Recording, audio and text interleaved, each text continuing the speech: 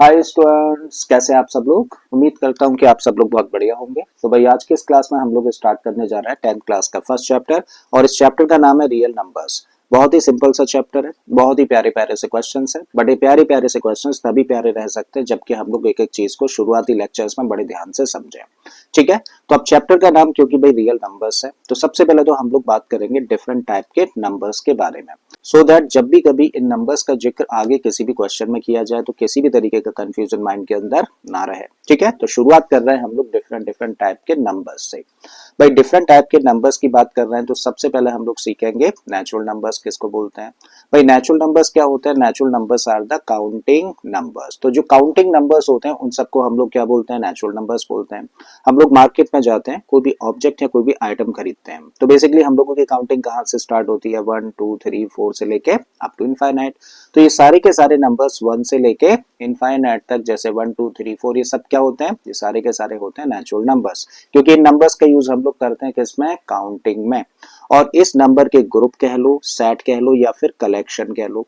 तो भाई इन सारे के सारे नंबर्स के ग्रुप को या फिर सेट को या फिर कलेक्शन को हम लोग रिप्रेजेंट करते हैं कैपिटल एन से। तो कैपिटल एन से किसको रिप्रेजेंट किया जाता है? नेचुरल नंबर्स के सेट को हम लोग रिप्रेजेंट करते हैं। ठीक है, अब बात करेंगे हम लोग होल नंबर्स की। अगर इन सारे के सारे नेचुरल नंबर्स में एक नंबर और प्लस कर दिया जाए, तो देखो ये सारे के सारे नेचुरल नंबर्स है ना, यहाँ से लेके यहाँ तक। अब इनके अंदर ये नंबर और इंक्लूड हो गया, तो भाई अगर नेचुरल नंबर्स के सेट में या फिर ग्रुप में जीरो और एड ऑन हो जाए तो एक नया ग्रुप बन जाएगा, और इस ग्रुप का नाम रखेंगे हम लोग होल नंबर्स, और इसको रिप्रेजेंट करते हैं हम लोग डब्ल्यू से। तो होल नंबर्स क्या है? Whole numbers is the set of all the natural numbers along with zero. यानी कि सारे के सारे नेचुरल नंबर्स के साथ में अगर जीरो भी इंक्लूड हो जाए तो इस ग्रुप को हम लोग नेम देंगे होल नंबर्स का ग्रुप। अब होल नंबर्स सीख गए, नेचुरल नंबर्स के बारे में जान गए, तो अब जानने की बारी है किसकी? इंटीजर्स की। इसको बड़े ध्यान से समझना बहुत इंपॉर्टेंट है।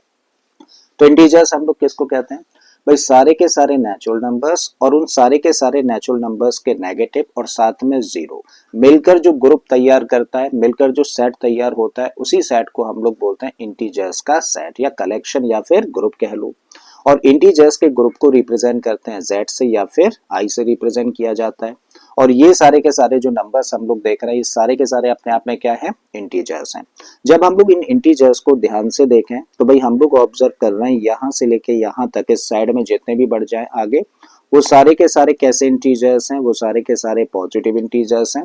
जबकि हम लोग -1 से इस डायरेक्शन में चले जाए तो ये सारे के सारे कैसे इंटीजर्स हैं? नेगेटिव इंटीजर्स हैं। और यहाँ पर जीरो ना तो पॉजिटिव इंटीजर है और ना ही नेगेटिव इंटीजर है। तो जीरो के बारे में क्या कह सकते हैं? जीरो के बारे में कह सकते हैं neither this is positive integer not negative integer. ना तो पॉजिटिव इंटीजर की कैटेगरी के अंदर आता है और ना ही नेगेटिव इंटीजर्स की कैटेगरी के अंदर आता है। अब हम लोग इन नंबर्स की बात कर रहे हैं, तो ये जो पॉजिटिव इंटीजर्स है ना, इन पॉजिटिव इंटीजर्स को देखो और यहाँ पे नेचुरल नंबर्स को देखो, तो सारे के सारे सेम है भाई। यहाँ भी 1 2 3 4 से लेके अप टू इनफाइनाइट, यहाँ भी 1 2 3 4 से लेके अप टू इनफाइनाइट। इसका मतलब ये सारे के सारे जो पॉजिटिव इंटीजर्स हैं, ये क्या है? ये है भाई नेचुरल नंबर्स। ठीक है, इसका मतलब जो पॉजिटिव इंटीजर्स होते हैं उनका दूसरा नाम क्या है? उनका दूसरा नाम है नेचुरल नंबर्स। यानी कि नेचुरल नंबर कह लो या फिर पॉजिटिव इंटीजर कह लो, एक ही बात है। ठीक है, यहां से हम लोग यहाँ इन नंबर्स को देखें तो सारे के सारे नेगेटिव इंटीजर्स हैं। तो एक टर्म काफी यूज किया जाता है, नॉन नेगेटिव इंटीजर्स। अच्छा, नॉन किसी भी वर्ड के साथ लग जाए तो इसका मतलब क्या होता है? इसका मतलब होता है एक्सक्लूडिंग। तो नॉन का मतलब होता है एक्सक्लूडिंग। एक्सक्लूडिंग का मतलब जिसके साथ नॉन लगा है ना उसको हटाकर। तो नॉन नेगेटिव बोल दिया तो नेगेटिव, तो देखो यहां से लेके यहां तक जितने भी इंटीजर्स हैं सारे के सारे कैसे हैं? नेगेटिव इंटीजर्स हैं। और अगर हम लोग नॉन नेगेटिव इंटीजर्स की बात करें तो इसका मतलब एक्सक्लूडिंग दिस, इनको हटाकर। और इनको हटाकर अगर हम लोग इंटीजर्स देखें तो वो सारे के सारे ये वाले इंटीजर्स होंगे। इसका मतलब ये है सारे के सारे क्या? Non negative integers. Non negative integers. और अब अगर हम लोग इन नॉन नेगेटिव इंटीजर्स को देखें और यहाँ पर होल नंबर्स को कंपेयर करें, तो यहाँ भी 0 1 2 3 4 से लेके अप टू इनफाइनाइट, और यहाँ भी 1 2 3 4 से लेके अप टू इनफाइनाइट। इसका मतलब नॉन नेगेटिव इंटीजर्स का ही दूसरा नाम क्या हुआ? नॉन नेगेटिव इंटीजर्स का ही दूसरा नाम हुआ होल नंबर। तो चाहे तो होल नंबर्स बोल दीजिए या फिर नॉन नेगेटिव इंटीजर्स बोल दीजिए, दोनों का मतलब सेम ही होता है। ठीक है, तो आई थिंक समझ आ गया है। पॉजिटिव इंटीजर्स कह लो या फिर नेचुरल नंबर कह लो, हम लोग ऐसे में एक ही तरीके के नंबर्स की बात कर रहे हैं, या फिर नॉन नेगेटिव इंटीजर्स कह लो या होल नंबर्स कह लो, तो हम लोग एक ही तरीके के नंबर्स की बात कर रहे हैं। आई थिंक यहाँ तक चीजें क्लियर है। यहाँ तक क्लियर है, तो अब बात करेंगे हम लोग रैशनल नंबर्स की। तो रैशनल नंबर्स किसको बोला जाता है? A rational number is a number which can be put in the form p upon q। एक नंबर जिसको कि हम लोग p अपॉन q की फॉर्म में रख सकें। लेकिन बात यहाँ पर खत्म नहीं है। एक ऐसा नंबर जिसको कि हम लोग p अपॉन q की फॉर्म में रख सकें, जहां पर p और q दोनों ही क्या होने चाहिए? दोनों ही इंटीजर्स होने चाहिए, और q जीरो के बराबर नहीं होना चाहिए। इसका मतलब एक नंबर को रैशनल नंबर कहने के लिए तीन कंडीशन है, तीन चेक पॉइंट्स हैं। भाई वो चेक पॉइंट्स क्या है?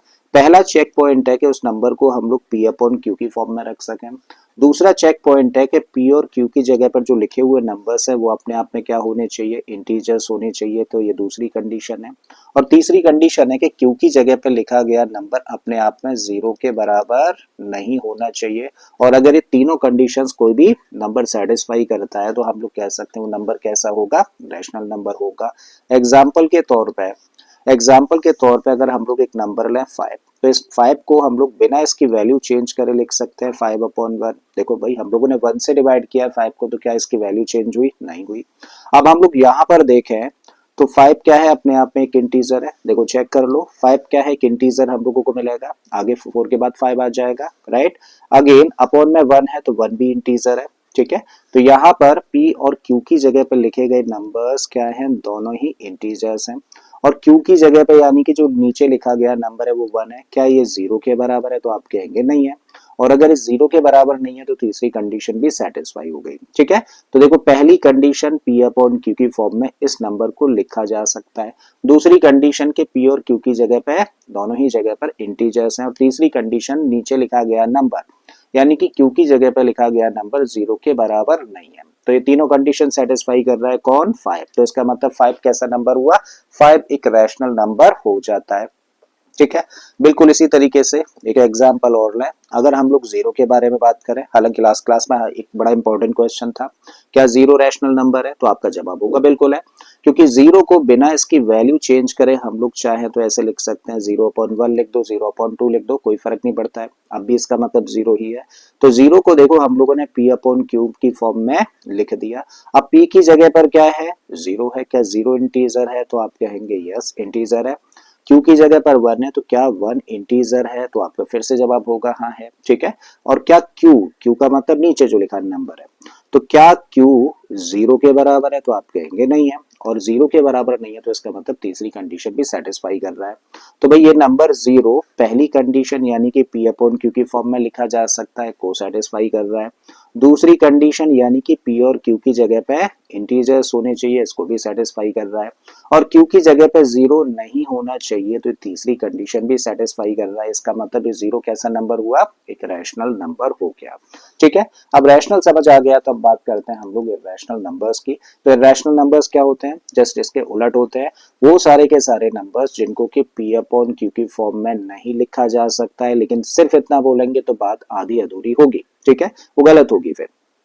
तो वो सारे के सारे नंबर्स जिनको कि p अपॉन q की फॉर्म में नहीं लिख सकते हैं, जहां पर के p और q दोनों क्या होने चाहिए? इंटीजर्स होने चाहिए, और q जीरो के बराबर नहीं होना चाहिए। तो ये तीनों पॉइंट्स बोलने हैं। यहाँ भी अगर इर्रेशनल नंबर को डिफाइन करना है तो तीनों पॉइंट्स बोलने पड़ेंगे। वो सारे के सारे नंबर्स जो कि p अपॉन q की फॉर्म में नहीं लिखे जा सकते हैं, और जहां पर p और q की जगह पे दोनों इंटीजर्स हो और q जीरो के बराबर ना हो। एग्जाम्पल के तौर पे हम लोग कह सकते हैं √2 एक इर्रेशनल नंबर है, √3 इर्रेशनल नंबर होगा, √11 इर्रेशनल होगा, 1.010010000000 14 टाइम्स 0 डॉट डॉट डॉट, ये भी कैसा नंबर होगा? एक इर्रेशनल नंबर होगा। तो ये सारे के सारे कैसे नंबर्स हैं? इर्रेशनल नंबर्स के एग्जांपल्स हैं। करेक्ट है, तो इर्रेशनल नंबर्स को हम लोग p अपॉन q की फॉर्म में नहीं लिख सकते, जहां पर कि p और q दोनों क्या हो? इंटीजर्स और q जीरो के बराबर ना हो। तो ये बात रही इर्रेशनल नंबर्स की। अब बात करेंगे हम लोग फैक्टर किसको बोलेंगे। बहुत इंपॉर्टेंट टर्म्स हैं दोनों, फैक्टर और मल्टीपल। तो फैक्टर किसको बोला जाता है? If a number divides the other without leaving a remainder. अगर हम लोग एक नंबर से दूसरे नंबर को डिवाइड करें और डिवाइड या डिवीजन परफॉर्म करते हुए, डिवाइड करते हुए या डिवीजन परफॉर्म करते हुए अगर रिमाइंडर ना बचे, रिमाइंडर ना बचने का मतलब क्या है कि रिमाइंडर 0 बचे, करेक्ट है। तो ऐसे केस में जिस नंबर से हम लोगों ने डिवाइड किया उस नंबर को बोल सकते हैं फैक्टर, किसका, जिसको कि डिवाइड किया है। एग्जाम्पल के तौर पे अगर हम लोग 8 को डिवाइड करें किससे, 4 से, और जब 8 को हम लोग 4 से डिवाइड करेंगे तो 4 2 जा 8 होगा, रिमाइंडर कितना आ जाएगा, 0 निकल कर आ जाएगा। इसका मतलब जब रिमाइंडर डिवीजन परफॉर्म करते हुए 0 आ जाए तो जिस नंबर से हम लोग डिवाइड कर रहे हैं, जिस नंबर से डिवाइड कर रहे हैं इसको हम लोग बोलेंगे फैक्टर, और जिस नंबर को हम लोगों ने डिवाइड किया है उस नंबर को बोलेंगे हम लोग मल्टीपल। आई थिंक समझ आ गया। तो फैक्टर और मल्टीपल में क्या फर्क है भाई, जो टेबल पड़ी है ना वो सारी के सारे टेबल्स में जितने भी नंबर्स आते हैं ना वो सारे के सारे मल्टीपल्स होते हैं, ठीक है। तो फैक्टर किसको बोला जाता है, अगर हम लोग किसी भी एक नंबर को किसी दूसरे नंबर से डिवाइड करें और डिवीजन परफॉर्म करते हुए अगर रिमाइंडर 0 आ जाए, रिमाइंडर 0 आ जाए तो ऐसे केस में जिस नंबर से हम लोगों ने डिवाइड किया है उसको बोलेंगे हम लोग फैक्टर, और जिस नंबर को डिवाइड किया गया है उसको बोलेंगे हम लोग मल्टीपल। तो ये दोनों टर्म समझ आ गए। जिस नंबर से डिवाइड करें और डिवीजन परफॉर्म करते हुए रिमाइंडर 0 आए तो डिवाइड करने वाला नंबर होता है फैक्टर, और डिवाइड होने वाला नंबर होता है मल्टीपल भी। तो ये दोनों चीजें क्लियर हो गई हैं, ठीक है। इवन नंबर किसको बोलते हैं, वो सारे के सारे नंबर जो कि 2 के मल्टीपल्स होते हैं, यानी कि 2 से डिवाइड हो जाए, या फिर कह लो वो सारे के सारे नंबर जिनके एंड में 0 आ जाए, 2 आ जाए, 4 आ जाए, 6 आ जाए या फिर 8 आ जाए, वो सारे के सारे नंबर्स कैसे होंगे, इवन नंबर्स होंगे। जबकि वो सारे के सारे नंबर जो कि 2 के मल्टीपल नहीं होते हैं, यानी कि 2 से डिवाइड नहीं होते हैं, या फिर जिनके लास्ट में 1 आए, 3 आए, 5 आए, 7 आए या फिर 9 आए, तो वो सारे के सारे नंबर्स क्या कहलाते हैं, ऑड नंबर्स कहलाते हैं, ठीक है। अब नेक्स्ट टाइप के जो नंबर्स हैं वो है प्राइम नंबर्स। तो प्राइम नंबर्स किसको बोलते हैं भाई, एक ऐसा नेचुरल नंबर, एक ऐसा नेचुरल नंबर जिसके एग्जैक्टली दो फैक्टर्स हों, एग्जैक्टली दो फैक्टर्स हों तो उसको हम लोग बोलते हैं प्राइम नंबर, करेक्ट। एग्जाम्पल के तौर पे हम लोग समझें तो 2 है, 3 है, 5 है, 7 है, ठीक है। इसके अलावा 11, देन 13, देन 17, 19, 23, 29, 31, 29 है, 31, 37, फिर उसके बाद 41, 43, 47। तो ये सारे के सारे नंबर्स कैसे नंबर्स हैं, प्राइम नंबर्स हैं, क्योंकि इनके एग्जैक्टली दो ही फैक्टर्स हैं, ठीक है। 2 अकेला ऐसा प्राइम नंबर है जो कि इवन है, 2 अकेला ऐसा प्राइम नंबर है जो कि इवन है। 2 के अलावा जितने भी प्राइम नंबर्स हैं सारे के सारे कैसे होते हैं, ऑड नंबर्स होते हैं। इस पर बेस क्वेश्चंस आगे आपको देखने को मिलेंगे, राइट। तो प्राइम नंबर्स के ग्रुप में, प्राइम नंबर्स के ग्रुप में 2 अकेला इवन नंबर होता है, बाकी के सारे नंबर्स होते हैं, ठीक है। तो ये सारे के सारे प्राइम नंबर्स हम लोगों ने अप टू 50 देखे। अच्छा, अगर हम लोग बात करें 100 तक की काउंटिंग में कितने प्राइम नंबर्स होते हैं, तो भाई 100 तक की काउंटिंग में होते हैं 25 प्राइम नंबर्स, 25 प्राइम नंबर्स, और 50 तक की काउंटिंग में 15 प्राइम नंबर्स होते हैं, ठीक है। अब फैक्टर्स देख लो, जैसे 5 है तो 5 को किस किस से डिवाइड कर सकते हो आप, 1 से डिवाइड कर सकते हो और सिर्फ 5 से डिवाइड कर सकते हो, इसका मतलब इस 5 के दो ही फैक्टर्स हैं। 13 की बात करें तो 13 को भी हम लोग सिर्फ 1 से डिवाइड कर सकते हैं या फिर 13 से ही डिवाइड होगा, इसका मतलब इसके भी दो ही फैक्टर्स है, ठीक है। तो ये सारे के सारे नंबर्स कैसे हुए, प्राइम नंबर्स। और प्राइम नंबर्स बोलते किसको है, उन नंबर्स को हम लोग बोलते हैं जिनके के एग्जैक्टली दो फैक्टर्स होते हैं। वहीं इसके अलग कॉम्पोजिट नंबर्स किसको बोला जाता है, वो सारे के सारे नंबर्स जिनके कि 2 से ज्यादा फैक्टर्स हो। 2 से ज्यादा कहने का मतलब 3 भी हो सकते हैं, 4 भी हो सकते हैं, या फिर इससे भी कहीं ज्यादा हो सकते हैं, बस कंडीशन इतनी है कि 2 से ज्यादा फैक्टर्स हो। तो फिर ऐसे नंबर्स को हम लोग कॉम्पोजिट नंबर्स कह सकते हैं। एग्जाम्पल के तौर पे जैसे 4 एक कॉम्पोजिट नंबर है, क्यों है, क्योंकि किस किस से डिवाइड होगा, इसके क्या क्या फैक्टर्स होंगे भाई, एक फैक्टर तो 1 होगा, दूसरा फैक्टर 2 होगा और तीसरा 4 हो जाएगा, इसका मतलब कॉम्पोजिट नंबर है। एक नंबर ले लेते हैं 12, इसको अगर हम लोग देखें तो किस किस से डिवाइड हो जाएगा, मतलब इसके फैक्टर्स क्या क्या होंगे, तो 1 से डिवाइड होगा तो 1 एक फैक्टर होगा, 2 से भी डिवाइड हो जाएगा तो ये भी एक फैक्टर है, 3 से डिवाइड हो सकता है भाई, 4 से डिवाइड हो सकता है, 6 से डिवाइड होगा और 12 से भी डिवाइड हो जाएगा। तो ये सारे के सारे नंबर्स क्या हुए, 12 के फैक्टर्स हो जाते हैं। और क्योंकि 2 से ज्यादा फैक्टर्स है तो इसका मतलब ये नंबर कैसा हुआ, कॉम्पोजिट नंबर हुआ। तो आई थिंक समझ आ गया प्राइम नंबर और कॉम्पोजिट नंबर्स किसको बोला जाता है, समझ आ गया। तो अब बढ़ते हैं भाई आगे। तो नेक्स्ट जो नंबर्स हम लोगों को समझ लेना वो क्या है, को प्राइम नंबर्स। इसको ध्यान से समझना, इस पर बेस्ड बहुत सारे क्वेश्चन है, इवन पूरा कॉन्सेप्ट है इस पर बेस्ड। तो को प्राइम नंबर्स किसको बोला जाता है? को प्राइम नंबर्स का मतलब होता है any two numbers. Any two numbers कहने का मतलब कोई भी दो नंबर्स whose HCF is 1। तो कोई भी दो नंबर्स, जरूरी नहीं है कि दोनों प्राइम हो, जरूरी नहीं है कि दोनों कॉम्पोजिट हो, जरूरी नहीं है कि उनमें से एक प्राइम या एक कॉम्पोजिट हो, कोई भी दो नंबर्स हो सकते हैं। अगर उन दो नंबर्स का HCF 1 है तो फिर हम लोग इन दो नंबर्स को क्या बोल सकते हैं, को प्राइम नंबर्स कह सकते हैं। ठीक है, एग्जाम्पल के तौर पे 2 और 3 कैसे नंबर्स हैं भाई? 2 और 3 को कॉमनली हम लोग 1 के अलावा किसी से भी डिवाइड नहीं कर सकते। मतलब इन दोनों नंबर्स का अगर हम लोग HCF निकालें तो क्या होगा, 1 होगा। और अगर इन दोनों नंबर्स का HCF 1 है तो दोनों नंबर्स कैसे हुए, को प्राइम हुए। ठीक है, एक और एग्जाम्पल लें तो 3 लिया हम लोगों ने और यहाँ पर हम लोगों ने 8 ले लिया। जब 3 और 8 का हम लोग HCF निकालें तो यहाँ भी HCF क्या देखने को मिला, 1 मिला। यानी कि कॉमनली 1 के अलावा ये दोनों नंबर्स किसी से भी डिवाइड नहीं होते। बिल्कुल इसी तरीके से 9 और 10 की अगर हम लोग बात करें तो यहाँ भी HCF क्या होगा, 1 होगा। इसका मतलब ये दोनों भी कैसे नंबर्स हैं, को प्राइम नंबर्स हैं। ठीक है, तो यहाँ पर देखिए हम लोगों ने देखा 2 कैसा नंबर है, प्राइम नंबर है, 3 कैसा नंबर है, प्राइम नंबर है। ठीक है, तो दो प्राइम नंबर्स तो हमेशा ही क्या होंगे, को प्राइम नंबर्स होंगे, माइंड में रख लीजिए। अब आते हैं हम लोग इस चैप्टर के फर्स्ट टॉपिक पर। तो फर्स्ट टॉपिक क्या है, फंडामेंटल थ्योरम ऑफ अर्थमेटिक। तो फंडामेंटल थ्योरम ऑफ अर्थमेटिक क्या कहती है? थ्योरम कहती है every composite number can be expressed as a product of prime numbers in a unique way except for the order in which the prime numbers occur। तो fundamental theorem of arithmetic कहती है कि हर एक composite number को, ठीक है, हर एक composite number को हम लोग प्राइम नंबर्स के प्रोडक्ट की फॉर्म में एक्सप्रेस कर सकते हैं और ये जो एक्सप्रेशन होगा वो यूनिक होगा। यूनिक कहने का मतलब एक नंबर का एक ही जैसा होगा। सिर्फ इस बात को नजरअंदाज किया जा सकता है कि जो प्राइम नंबर्स हैं उन प्राइम नंबर्स का ऑर्डर डिफरेंट है। ठीक है, इस बात को सिंपल लैंग्वेज में ऐसे समझो, अगर हम लोग कोई भी कॉम्पोजिट नंबर लें और इसको हम लोग प्राइम फैक्टराइज करें तो इसके प्राइम फैक्टराइजेशन को हम लोग प्रोडक्ट की फॉर्म में लिखेंगे और ये जो प्रोडक्ट की फॉर्म में प्राइम फैक्टराइजेशन लिखा जाएगा इसका कॉम्पोजिशन यूनिक होगा। कॉम्पोजिशन का मतलब क्या है, इसको ऐसा समझो, सपोज करिए एक नंबर ए है। जब हम लोगों ने इसको प्राइम फैक्टराइज किया तो इसके प्राइम फैक्टराइजेशन में हम लोगों को मिला 2 की पावर 2 इंटू 3 की पावर 4 इंटू 5 की पावर 3। ठीक है, तो भाई हम लोगों ने इसको प्राइम फैक्टराइज किया, ए जो कि कॉम्पोजिट नंबर था, और उसके प्राइम फैक्टराइजेशन में हम लोगों को ये सारे के सारे प्राइम नंबर्स देखने को मिल रहे हैं।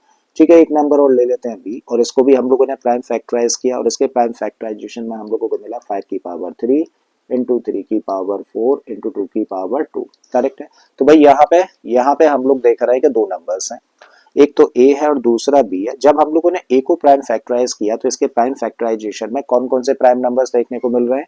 तो कौन कौन से प्राइम नंबर्स हैं? 2 है, 3 है और 5 है। अच्छा, 2 कितनी बार है यहाँ पर? 2 टाइम्स है। 3 कितनी बार है? 4 टाइम्स है। और 5 कितनी बार है? 3 टाइम्स है। करेक्ट है, तो इसके कॉम्पोजिशन में 3 प्राइम नंबर्स है, कौन कौन से? 2, 3 और 5। और 2 की फ्रीक्वेंसी 2 है, 3 की फ्रीक्वेंसी 4 है और 5 की फ्रीक्वेंसी कहने का मतलब कितनी बार आया, तो 5 की फ्रीक्वेंसी 3 है। तो इसका मतलब ये है ए का कॉम्पोजिशन। इसी को क्या बोलते हैं? ए का कॉम्पोजिशन बोलते हैं। जब हम लोग इस कॉम्पोजिट नंबर बी की बात करें तो यहाँ भी हम लोग देखें तो प्राइम फैक्टर्स क्या क्या है? प्राइम फैक्टर्स में देखो 2 है, 3 है और 5 है, वही प्राइम नंबर्स हैं। अब अगर हम लोग इनकी फ्रीक्वेंसी की बात करें तो 2 कितनी बार? यहाँ भी भाई 2 बार आया। 3 कितनी बार? यहाँ भी 4 टाइम्स आया। और 5 कितनी बार? यहाँ भी 3 टाइम्स निकल कर आया, जैसे कि ऊपर वाले नंबर में। तो इसका मतलब नंबर ए और नंबर बी, ये जो दो कॉम्पोजिट नंबर्स हम लोगों ने डिफरेंट कंसीडर करे हैं, बेसिकली इन दोनों का कॉम्पोजिशन सेम है। कॉम्पोजिशन सेम कहने का मतलब क्या है?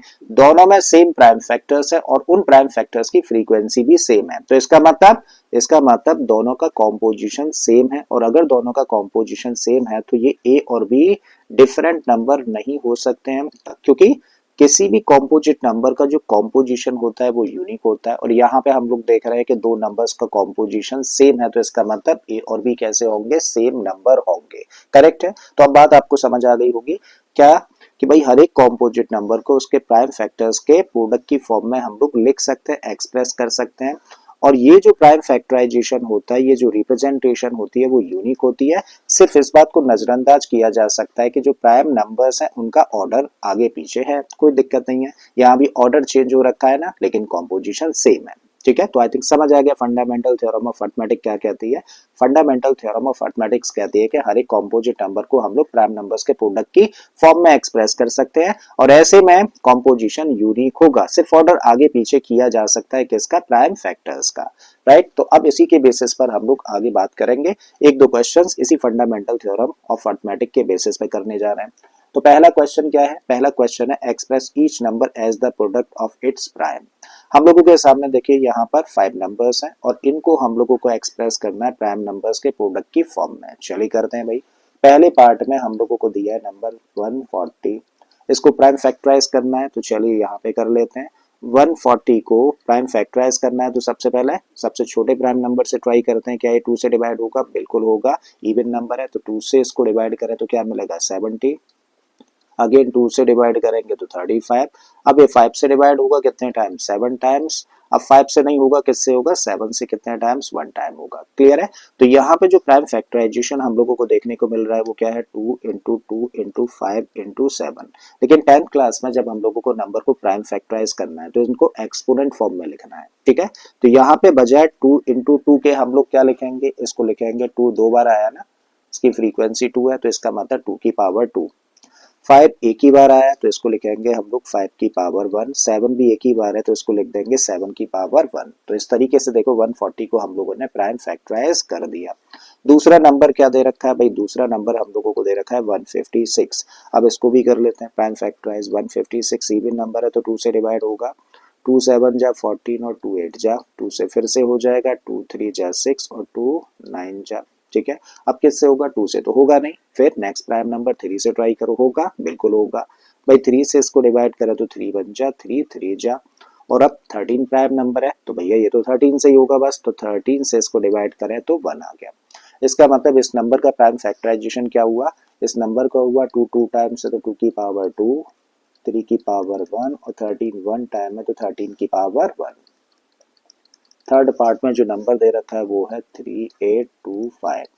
तो करिए इसको प्राइम फैक्टराइज, 3825 है, क्या 2 से होगा, इवन नंबर नहीं है तो इसका मतलब 2 से नहीं होगा, 3 से होगा, 3 के लिए चेक कर लेते हैं, 5 और 2 7 और 3 10 और 8 18, बिल्कुल हो जाएगा 3 से, तो 3 से डिवाइड करें, 3 1 जा 3, 3 2 जा 6, 3 7 जा और 3 5 जा, क्या अब 3 से होगा, बिल्कुल होगा, 3 से 4 टाइम्स, 3 2 जा और 3 5 जा, राइट।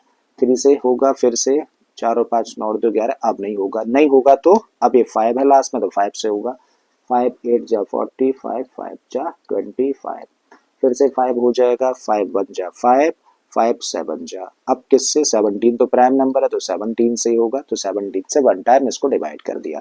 इसका मतलब इस नंबर का प्राइम फैक्टराइजेशन क्या रहा, 3 कितनी बार आया, 2 टाइम्स, तो इसको लिखोगे 3 की पावर 2। 5 कितनी बार है, यहाँ 2 बार है तो इसका मतलब 5 की पावर 2, और 17 1 टाइम की है तो इसका मतलब 17 की पावर 1 लिखा जाएगा। फोर्थ पार्ट पर आते हैं तो यहाँ पे नंबर है 5005 और इसको करना है प्राइम फैक्टराइज, तो 5005 क्या 2 से होगा, नहीं होगा, 3 से भी नहीं होगा, सीधे किससे होगा, 5 से, 5 से 1 टाइम 0 0 फिर 1 आ गया। अब किससे होगा, क्या 5 से होगा, नहीं होगा, क्या 7 से होगा, एक बार चेक कर लेते हैं 7 से होगा कि नहीं होगा। तो भाई 7 से इसको डिवाइड करें तो 7 बन जा 7, 3 बचेगा 30 बन जाएगा, 7 4 जा 28, 2 बचेगा 21, ठीक है, तो 7 3 जा। अब 7 से होगा, नहीं होगा, ठीक है। 7 के बाद फिर 11 से ट्राई करते हैं, 11 से होगा, बिल्कुल हो जाएगा क्योंकि इन दोनों का सम बीच वाले नंबर के बराबर है। तो 11 से डिवाइड करेंगे तो 11 बन जा 11, 3 बचा 33 बन गया, 11 3 जा 33। अब 13 से हो जाएगा 1 टाइम, तो इस नंबर का प्राइम फैक्टराइजेशन में मिला 5 की पावर 1, 7 की पावर 1, 11 की पावर 1 इंटू में 13 की पावर 1। जो लास्ट नंबर है, लास्ट नंबर में हम लोगों को दिया है 7429, सो 7429, ठीक है। 2 से तो होगा नहीं, ऑड नंबर है, 3 से चेक कर लो। 3 से कैसे चेक करते हैं, डिजिट्स को प्लस करो, अगर डिजिट्स प्लस करने पर 3 से डिवाइड होता है सम तब तो 3 से डिवाइड होगा, नहीं तो नहीं होगा। तो 7 और 4 11, 12 13, 9 और 3 22, नहीं होगा। सीधे सीधे किससे डिवाइड होगा, 17 से डिवाइड होगा।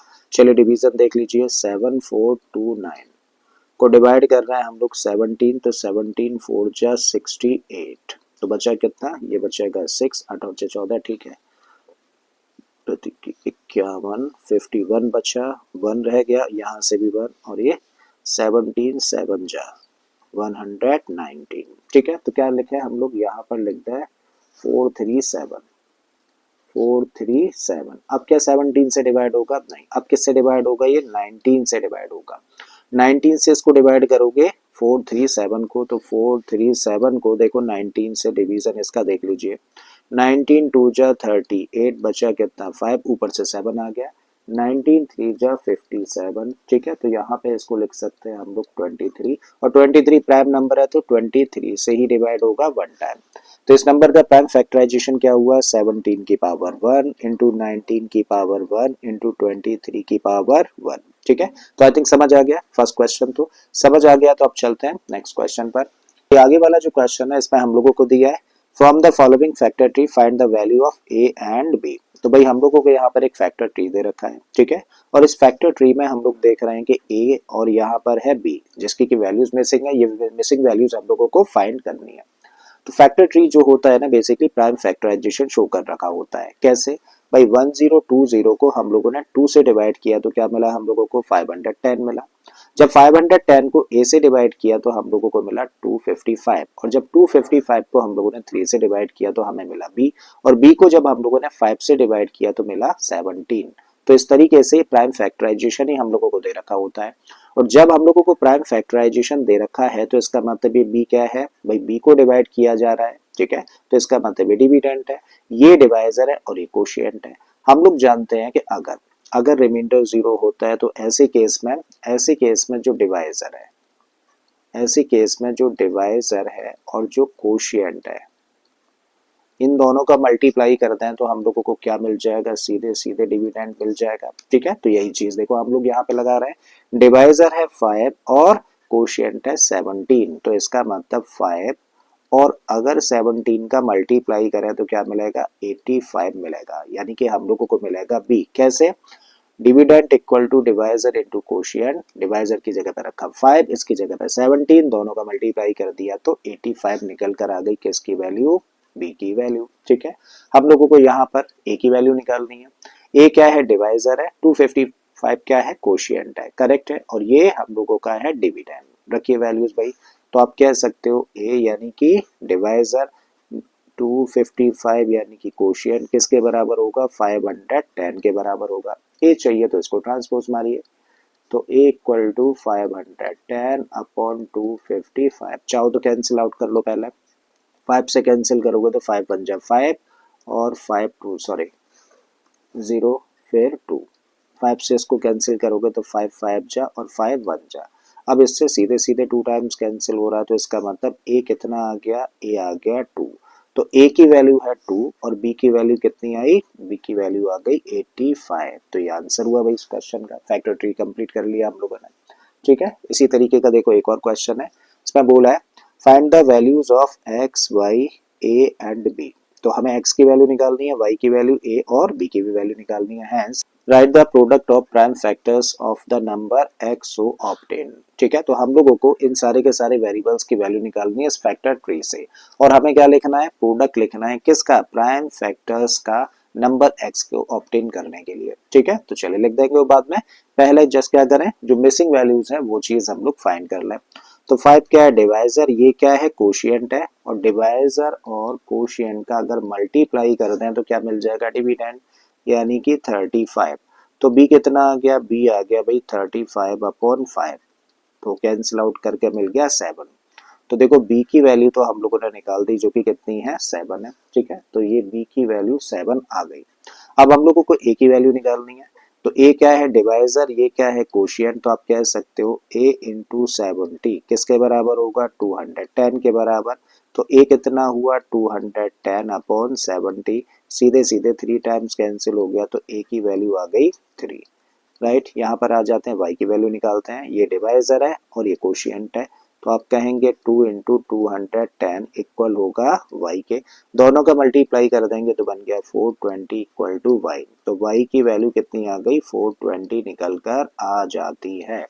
तो y की वैल्यू अब कितनी है 420 है। तो अब आपके लिए डिवाइजर है 2, कोशिएंट है 420, x फाइंड करना है। ठीक है, तो आप लिखो 2 into Y equal to X होगा, यानी कि 2 इंटू वाई की जगह पर रख दो 420 and this equal to X. जब दोनों का मल्टीप्लाई करें तो ये बन गया 840 इक्वल टू एक्स, मतलब एक्स की वैल्यू आ गई 840। तो 840 लिख दिया हम लोगों ने। अब बोला है क्वेश्चन में right the product of prime factors for x, यानी कि एक्स ऑब्टेन करने के लिए प्राइम फैक्टराइजेशन क्या होगा। तो भाई क्या होगा, एक्स कहने का मतलब है 840, और 840 को देखो किससे डिवाइड किया है, 840 को हम लोगों ने डिवाइड किया है 2 से, 2 बार किया है तो इसका मतलब 2 की पावर 2 निकला। फिर एक ही जगह पर कितना है, एक ही जगह पर 3 है। ठीक है, फिर यहाँ पे एक और फैक्टर 2 है, तो ऐसा करो ये 3 हो जाएगा। फिर तो एक ही जगह पर हो गया भाई 3, तो 3 की पावर 1, 5 एक ही बार है तो इसको लिख दिया हम लोगों ने 5 की पावर 1, और b कितना है, b की वैल्यू कितनी निकाली है हम लोगों ने 7, तो इनटू में 7 की पावर 1 हो गया। तो ये प्राइम फैक्टराइजेशन रहा, क्या ऑब्टेन करने के लिए, x ऑब्टेन करने के लिए। क्या करना है भाई आप लोगों को ना, अगर x का प्राइम फैक्टराइजेशन शो करना है तो ये जितने भी है ना, ये बेसिकली प्राइम फैक्टर्स है, यहाँ से लेके यहाँ तक, तो इनको प्रोडक्ट की फॉर्म में लिख दीजिए। तो x इक्वल टू क्या होगा, 2 इंटू टू इंटू ए कितना निकाला है 3, तो 3 इंटू 2 इंटू 5 इंटू यहाँ पे b कितना है 7 है। तो यही चीज हम लोगों ने देखो यहाँ पर लिखी है। ठीक है, तो आई थिंक समझ आ गया है क्या करना होता है अगर प्राइम फैक्टराइज करने के लिए भी शो करना होता है तो। चलिए एक और क्वेश्चन हम लोगों ने ले लिया इसी तरीके का। इसमें बोला है हम लोगों को complete the following factor tree and find the composite number x। भाई फैक्टर ट्री कंप्लीट करके हम लोगों को x की वैल्यू फाइंड करने के लिए बोला है। कॉन्सेप्ट वही लगाना है, डिवाइजर है, कोशिएंट है और ये डिविडेंट है। ठीक है, लगा दीजिए भाई। तो 7 इंटू जेड, 7 इंटू जेड किसके बराबर होगा, 371 के बराबर। तो z कितना हुआ 371 अपॉन 7, 7 5 जा 35, 2 बच गया 3 आ गया, तो इसका मतलब z कितना आ गया, z आ गया 53। तो z की वैल्यू फाइंड कर ली जो कि कितनी आई 53 निकल कर आ जाती है। ठीक है, अब वैल्यू निकालनी है हम लोगों को y की, सेम कॉन्सेप्ट। तो 3 इंटू 1855 इक्वल होगा किसके, y के, मल्टीप्लाई कर दो 3 5 जा 15, 3 5 जा 15 और 1 16, 3 8 जा 24 और 1 कितना हो गया 25, 3 1 जा 3 और 2 कितना हो जाएगा 5। तो y की वैल्यू कितनी आ गई 5565 निकल कर आ जाती है। तो 5565 is the value of y। अब x चाहिए तो इन दोनों का मल्टीप्लाई करिए। तो 2 इंटू वाई इक्वल होगा x के, 2 इंटू वाई कहने का मतलब y का मतलब है 5565 and this equal to x। Multiply कर दो, 2 पंजे 10, 2 छिक्के 12 और 1 13, 2 पंजे 10 और 1 11, 2 पंजे 10 और 1 11। तो x की वैल्यू क्या आ गई 11130। तो 11130 is the value of x। ठीक है, तो आई थिंक समझ आ गया। फैक्टर ट्री अगर हम लोगों को दे दिया जाता है तो यहाँ पे जो मिसिंग वैल्यूज होती है या मिसिंग फैक्टर्स है उनको हम लोग कैसे फाइंड करते हैं, राइट। तो चलिए चलते हैं आगे। अब हम लोग बात करने जा रहे हैं एचसीएफ और एलसीएम की, जो कि बड़ा इंपॉर्टेंट टॉपिक है, इसको बड़े ध्यान से समझना। ठीक है, तो भाई एचसीएफ का मतलब होता है हाईएस्ट कॉमन फैक्टर, जबकि एलसीएम का मतलब होता है लोएस्ट कॉमन मल्टीपल। तो एचसीएफ और एलसीएम के बारे में बेटर समझने के लिए हम लोगों ने यहाँ पर देखिए दो नंबर्स लिए हैं 12 और 16। तो कौन कौन से दो नंबर्स, पहला नंबर है 12 और दूसरा नंबर है 16।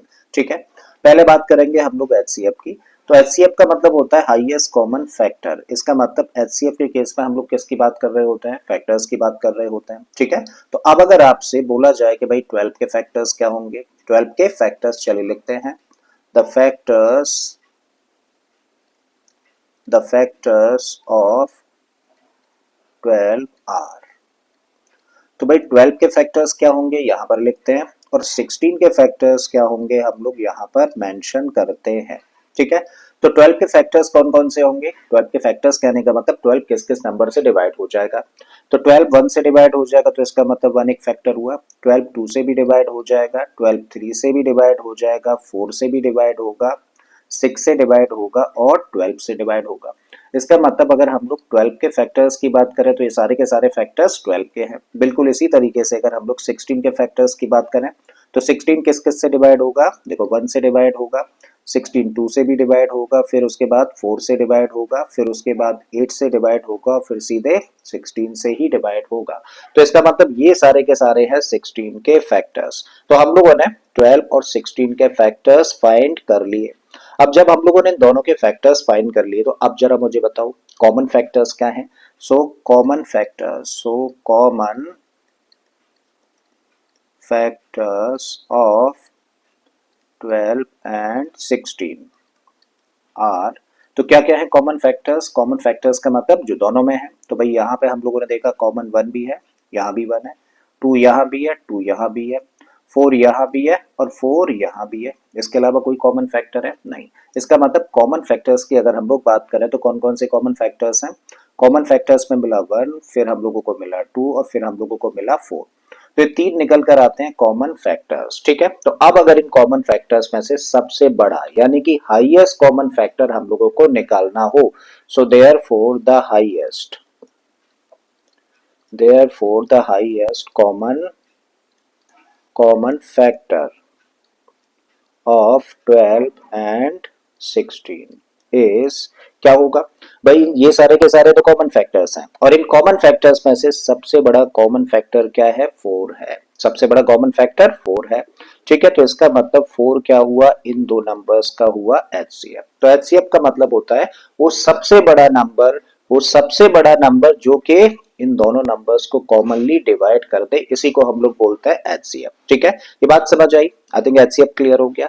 अब बात करेंगे हम लोग एलसीएम की। एलसीएम का मतलब होता है लोएस्ट कॉमन मल्टीपल। तो यहाँ इस केस में हम लोग किसकी बात कर रहे हैं, हम लोग बात करने जा रहे हैं मल्टीपल्स की। करेक्ट है। सो द मल्टीपल्स ऑफ किस किस के 12 और यहाँ पर लिखे हैं 16 आर। तो अब यहाँ पे लिखना है 12 के मल्टीपल्स और यहाँ पे हम लोग लिखेंगे 16 के मल्टीपल्स। ठीक है, तो 12 का फर्स्ट मल्टीपल क्या होगा भाई, 12 की टेबल, जो टेबल होती है बेसिकली वो सारे के सारे क्या होते हैं, टेबल के अंदर जो नंबर्स होते हैं वो मल्टीपल होते हैं जिसकी भी टेबल होती है उसके। तो 12 का फर्स्ट मल्टीपल क्या होगा, फर्स्ट मल्टीपल होगा 12, दूसरा होगा 24, फिर 36, फिर 48, 60 हो गया, देन 72, फिर उसके बाद 84, 96, 108, 120, फिर उसके बाद 132, देन 144 और ये आगे तक बढ़ते हुए चले जाएंगे। बिल्कुल इसी तरीके से अगर हम लोग 16 की मल्टीपल्स की बात करें तो 16 का टेबल यहाँ पे लिख दीजिए। ठीक है, तो 16 बन जाए 16 is 48, 64, देन 80 होगा, देन 96, फिर 112, फिर 128, फिर उसके बाद 144, देन 160 और इसी तरीके से इनफाइनाइट होंगे मल्टीपल 16 के। करेक्ट है। तो हम लोगों ने क्या किया, 16 और 12 के मल्टीपल्स यहाँ पर लिख दिए। करेक्ट। अब जब हम लोगों ने मल्टीपल्स लिख दिया तो कॉमन मल्टीपल्स क्या क्या है भाई। ठीक है, सो अब हम लोग निकालना है common multiples. So the common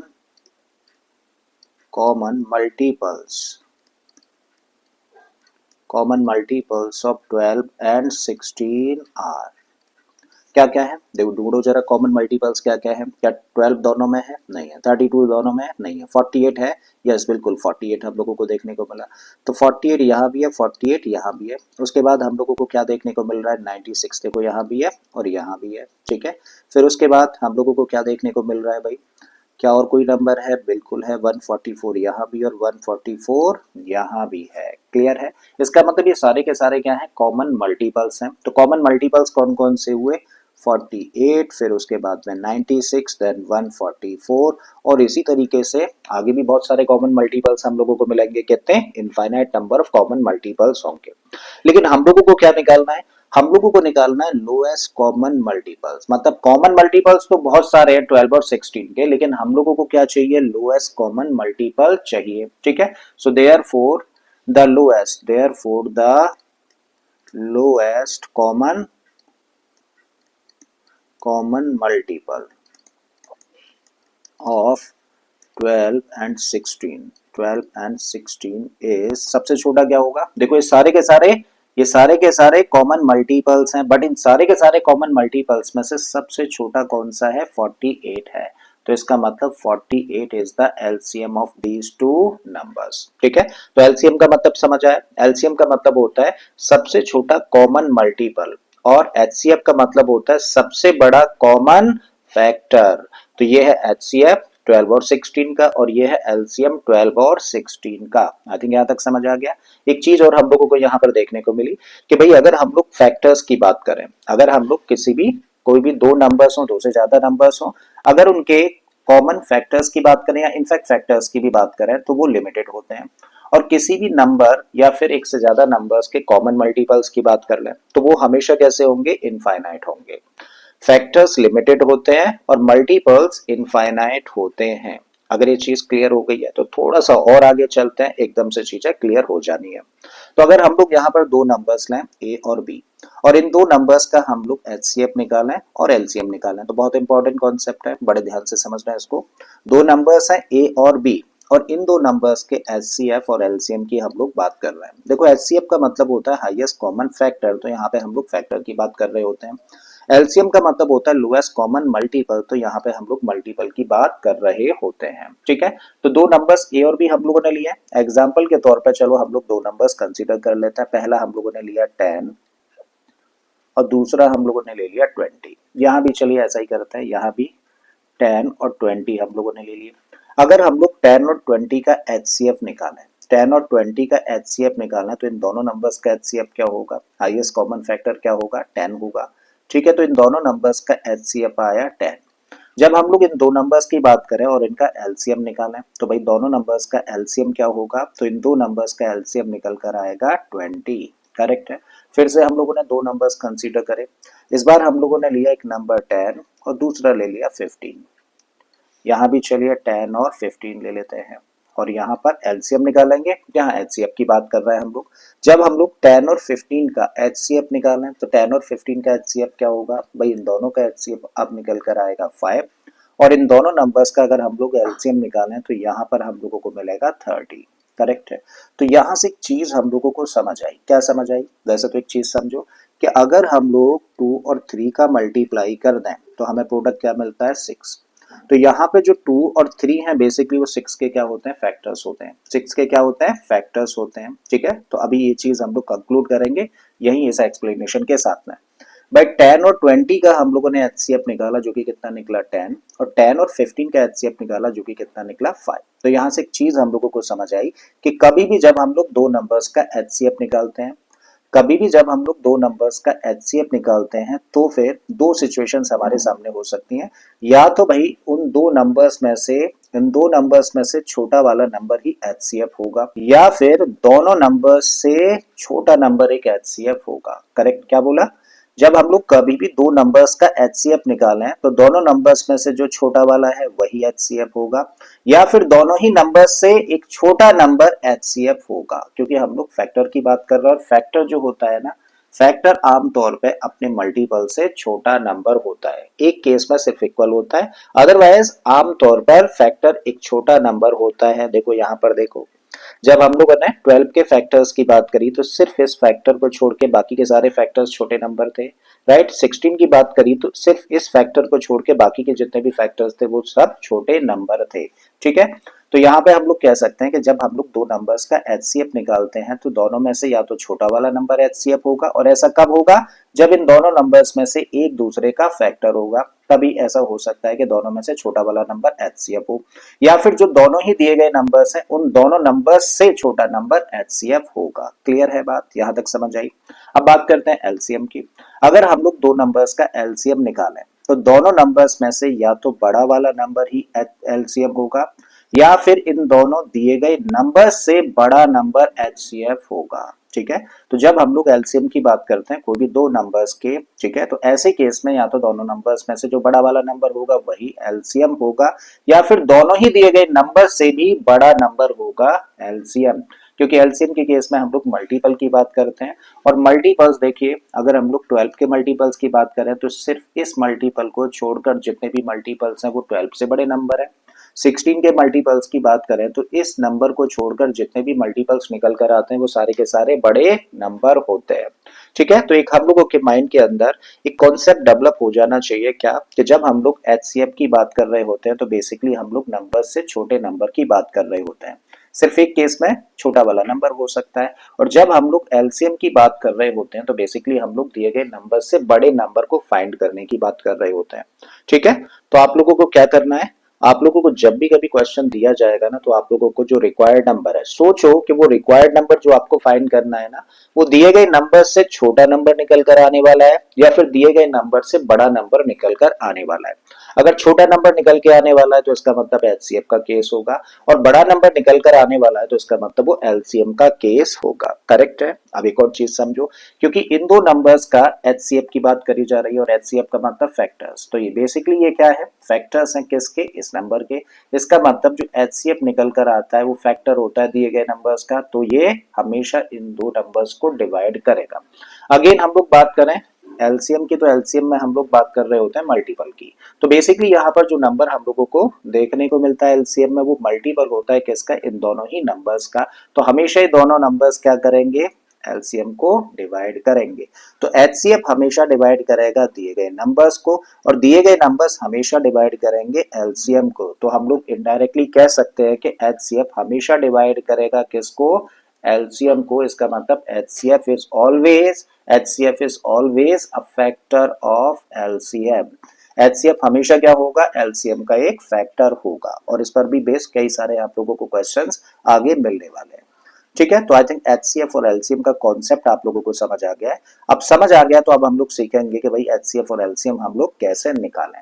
उसके लिए हम लोगों ने देखिए यहाँ पे एक क्वेश्चन लिया है, इसमें हम लोगों को बोला है find the HCF of the following numbers. तो भाई इन दिए गए नंबर्स का हम लोगों को एचसीएफ निकालना है। ये तो कई सारे तरीके हैं एचसीएफ निकालने के, बट हम लोग यहाँ पे प्राइम फैक्टराइजेशन मेथड से एचसीएफ निकालना सीखेंगे। ठीक है, अब कैसे निकालते हैं उस प्राइम फैक्टराइजेशन मेथड से दिए गए नंबर्स का एचसीएफ, चलिए बात करते हैं। तो फर्स्ट पार्ट में हम लोगों को दो नंबर्स दे रखे हैं। पहला नंबर है 135 और दूसरा नंबर है 225। हम लोगों को इन दोनों का एचसीएफ फाइंड करना है। तो एचसीएफ फाइंड करना है तो क्या करिए भाई, इंडिविजुअली इन दोनों नंबर्स को प्राइम फैक्टराइज करो। तो 135 है, देखो 135 को कर लेते हैं हम लोग प्राइम फैक्टराइज। क्या ये 2 से डिवाइड होगा, नहीं होगा। क्या 3 से डिवाइड होगा, 3 और 1 कितना हो गया, 4 और 5 9, बिल्कुल होगा। तो 3 से इसको डिवाइड करें तो कितने टाइम्स, 3 4 जा 12, 1 बचेगा 15, 3 5 जा 15, अगेन 3 से डिवाइड हो जाएगा 15 टाइम्स, 3 से फिर से डिवाइड होगा 5 टाइम्स, और अब 5 से डिवाइड होगा 1 टाइम। इसका मतलब इस नंबर को प्राइम फैक्टराइज करके क्या लिख सकते हैं, देखो 3 कितनी बार आया है, 3 टाइम्स आया है, तो एक्सपोनेंट फॉर्म में लिख रहा है। ठीक है, तो इसको लिखेंगे 3 की पावर 3 इनटू में 5 कितनी बार है, एक ही बार है, तो इसको लिखेंगे हम लोग 5 की पावर 1। बिल्कुल इसी तरीके से अगला नंबर क्या है, अगला नंबर है 225। इसको प्राइम फैक्टराइज करते हैं। तो 225 को हम लोग प्राइम फैक्टराइज करें तो 2 से डिवाइड नहीं होगा, 3 से होगा, बिल्कुल होगा। 3 से 3 7 जा 21, 1 बचेगा 15, 3 5 जा 15, अगेन 3 से डिवाइड करेंगे तो मिलेगा 25। अब 5 से डिवाइड होगा 5 टाइम्स, और 5 से डिवाइड होगा 1 टाइम। तो इसके प्राइम फैक्टराइजेशन में क्या मिला, देखो 3 2 टाइम्स है तो इसको लिखोगे आप 3 की पावर 2 इनटू 5 कितने टाइम्स है, 5 2 टाइम्स है तो इसको लिखोगे 5 की पावर 2। ठीक है, अब निकालना है हम लोगों को एचसीएफ। ठीक है, तो इसको ऐसे लिखते हैं एचसीएफ ऑफ किस किस का, 135 कॉमा 225। तो इन दो नंबर्स का एचसीएफ क्या होगा। जब एचसीएफ हम लोग निकालते हैं ना, तो ऐसे केस में हम लोग क्या करते हैं, कॉमन प्राइम फैक्टर्स देखते हैं। तो कॉमन प्राइम फैक्टर्स दोनों ही नंबर्स के फैक्टराइजेशन में क्या क्या है, देखो हम लोगों को प्राइम फैक्टर्स के नाम पे यहाँ पे 3 दिख रहा है और 5, यहाँ भी 3 और 5। इसका मतलब कॉमन प्राइम फैक्टर्स क्या क्या है, 3 और 5 है। तो भाई ये हैं कॉमन प्राइम फैक्टर्स, राइट। यहाँ ये रहा 5 भी कॉमन प्राइम फैक्टर है। अब जब कॉमन प्राइम फैक्टर हम लोगों ने देख लिया, तो अब हम लोग देखेंगे कि इन कॉमन प्राइम फैक्टर्स में जो छोटी पावर वाला फैक्टर है ना, उसको लिखो यहाँ पर। भाई छोटी पावर वाला कौन सा फैक्टर है, यहाँ पर है 3 की पावर 3 और यहाँ पर है 3 की पावर 2। कॉमन प्राइम फैक्टर में ही देखना है। ठीक है, तो 3 की पावर 2 छोटा पावर वाला फैक्टर हुआ, तो इसको लिखो यहाँ पे 3 की पावर 2 इनटू में, यहाँ पर दोनों में से कौन सी छोटी पावर है, 5 की पावर 1 है और ये 5 की पावर 2 है, तो आप कहेंगे 5 की पावर 1, ये छोटा फैक्टर है। ठीक है, तो इसका मतलब 5 की पावर 1 यहाँ पे लिखा। अब 3 की पावर 2 का मतलब क्या हुआ 9, और 5 की पावर 1 का मतलब हुआ 5। दोनों को मल्टीप्लाई कर दो तो क्या आ गया 45। इसका मतलब इन दोनों नंबर्स का एचसीएफ कितना आ गया, इन दोनों नंबर्स का एचसीएफ निकल कर आता है 45। आई थिंक क्लियर हुई बात। अगर डाउट है अभी क्लियर हो जानी है। एक और क्वेश्चन हम लोग लेते हैं। सेकंड पार्ट में दो नंबर्स है 196 और 3822। ठीक है, अब हम लोगों को क्या करना है, हम लोगों को HCF फाइंड करना है इन दो दिए गए नंबर्स का। रखिए भाई 196 यहाँ पे, इसको प्राइम फैक्टराइज करते हैं, और 38220 यहाँ पे इसको प्राइम फैक्टराइज करके लिखते हैं। ठीक है, सो 196 प्राइम फैक्टराइज किया इसको, तो किससे डिवाइड कर रहे हैं, 2 से डिवाइड हो जाएगा, इवन नंबर है, 2 9 जा 18, 1 बचेगा, 2 8 जा 16, फिर से दिखा रहे हैं 2 से ये 49 टाइम्स, अब होगा ये 7 से 7 टाइम्स, फिर 7 से हो जाएगा 1 टाइम। इसका मतलब इसको क्या लिख सकते हैं, इसको लिख सकते हैं, देखो 2 कितने टाइम्स है, 2 टाइम्स है, तो इसको लिखेंगे हम लोग 2 की पावर 2 इंटू में 7 कितने टाइम्स है, 2 टाइम्स है, तो 7 की पावर 2। क्लियर, इसको प्राइम फैक्टराइज करते हैं, 38220, इवन नंबर है, सबसे पहले 2 से ट्राई करें तो ये बन गया 19110, फिर से 2 से हो जाएगा, 2 9 जा 18, 11 बन गया, 2 5 जा 10, 2 5 जा 10 एंड 2 5 जा 10। अब किससे डिवाइड होगा, 3 से डिवाइड होगा, 3 3 जा 9, 3 1 जा 3, 2 बच गया 25, 3 8 जा 24, 1 3 5 जा 15। अब 3 से डिवाइड होगा क्या, 3 और 1 4 और 5 9 8 17, नहीं होगा तो 5 से डिवाइड करते हैं, 5 6 जा 30, 5 3 जा 15, 5 7 जा 35।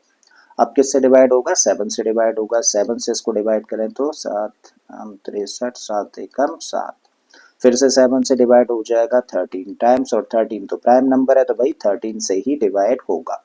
तो इस नंबर के प्राइम फैक्टराइजेशन में क्या क्या मिला हम लोगों को, 2 की पावर 2, तो यहाँ पे लिखा हम लोगों ने 2 की पावर 2, 3 की पावर एक ही है, ठीक है, तो इनटू में 3 की पावर 1, फिर 5 एक ही बार आया है तो 5 की पावर 1, इनटू में देखें तो 7 कितने टाइम्स है, 2 टाइम्स है, तो 7 की पावर 2, और 13 एक ही बार है तो 13 की पावर 1। हम लोगों को क्या चाहिए, हम लोगों को चाहिए भाई इन दोनों नंबर्स का HCF। तो HCF के लिए क्या करते हैं हम लोग, कॉमन प्राइम फैक्टर्स देखते हैं। क्या देखते हैं, कॉमन प्राइम फैक्टर्स। जरा बताओ इस नंबर के फैक्टराइजेशन में प्राइम नंबर्स क्या क्या हैं, 2 हैं और 7 है। यहाँ पर देखें तो 2 है, 3 है, 5 है, 7 और 13 है, बट कॉमन प्राइम फैक्टर्स क्या है, 2 और 7। ठीक है, तो हम लोगों ने क्या नोटिस किया, कॉमन प्राइम फैक्टर्स सबसे पहले नोटिस करें। तो कॉमन प्राइम फैक्टर्स में देखो हम लोगों को 7 और 2 मिल रहे हैं, और जब कॉमन प्राइम फैक्टर्स मिल जाए तो उसके बाद हम लोग क्या करते हैं, उसके बाद हम लोग देखते हैं कि उन कॉमन प्राइम फैक्टर्स में से जो छोटी पावर वाला फैक्टर है उसको लिखते हुए जाते हैं। ठीक है, तो चलिए लिखें, देयरफॉर HCF किस किस का, 196 कॉमा 38,220 इक्वल होगा किसके, भाई यहाँ पे देखें कॉमन प्राइम फैक्टर 2 है, और यहाँ पे छोटी पावर वाला, तो यहाँ भी पावर 2 है, यहाँ भी पावर 2 है, छोटा बड़ा यही है, तो इसमें से कोई भी उठा लो। तो आपने उठा लिया 2 की पावर 2, यहाँ पे 7 की पावर 2 है, यहाँ भी 7 की पावर 2 है, छोटे बड़े दोनों यही है, तो इसका मतलब इसमें से कोई सा भी फैक्टर उठा लो, एक उठाना है बस। तो 2 की पावर 2 का मतलब हुआ 4, और 7 की पावर 2 का मतलब हो गया 49। अब मल्टीप्लाई कर दो, 4 नाम 36, 3 4 चौक 16 और 3 19, तो 196 इज द आंसर, यानी कि दो नंबर्स का, दो दिए गए नंबर्स का HCF हो गया। ठीक है, तो HCF निकालना आ गया। चलिए लास्ट वाला पार्ट भी ले लेते हैं। अब लास्ट वाले पार्ट में दो नंबर्स क्या क्या दे रखे हैं भाई, लास्ट वाले पार्ट में जो पहला नंबर है वो है 867, 867, तो चलिए इसको यहाँ पर फैक्टराइज करते हैं, और 255, तो 867, अच्छा किससे डिवाइड होगा, 2 से तो होगा नहीं, ऑड नंबर है, क्या 3 से होगा, एक बार डिजिट को प्लस करके देख लेते हैं, 8 और 6 14 है, 7 और 4 11 हो जाएगा। 3 से डिवाइड होगा कितने टाइम्स, 3 2 जा 6, 2 बचेगा 26, 3 8 जा और 3 9 जा। अब 289 तो क्या है, ये तो स्क्वायर होता है, परफेक्ट स्क्वायर नंबर है किसका, 17 का, इसका मतलब ये तो बस 17 से ही डिवाइड होगा, कितने टाइम्स, 17 टाइम्स, अगेन 17 से डिवाइड किया तो 1 टाइम। इसका मतलब इसको प्राइम फैक्टराइज करके क्या लिख सकते हैं, इसको लिख सकते हैं, देखो 3 कितनी बार है, एक ही बार है, तो 3 की पावर 1 इंटू में 17 कितने टाइम्स है, 2 टाइम्स है, तो इसको लिखेंगे 17 की पावर 2। दूसरा नंबर क्या है, 255, इसको यहाँ पर फैक्टराइज करते हैं। अब 2 से नहीं जाएगा, 3 से जाएगा, बिल्कुल जाएगा, 3 से इसको डिवाइड करेंगे तो 3 8 जा 24, 1 बच गया 15, 3 5 जा 15, 5 से हो जाएगा कितने टाइम, 17 टाइम्स, और फिर 17 से होगा 1 टाइम। तो इसके प्राइम फैक्टराइजेशन में मिलता है हम लोगों को 3 की पावर 1, 5 की पावर एक ही बार है, तो 1 और 17 भी एक ही बार है, तो इसका मतलब 17 की पावर 1।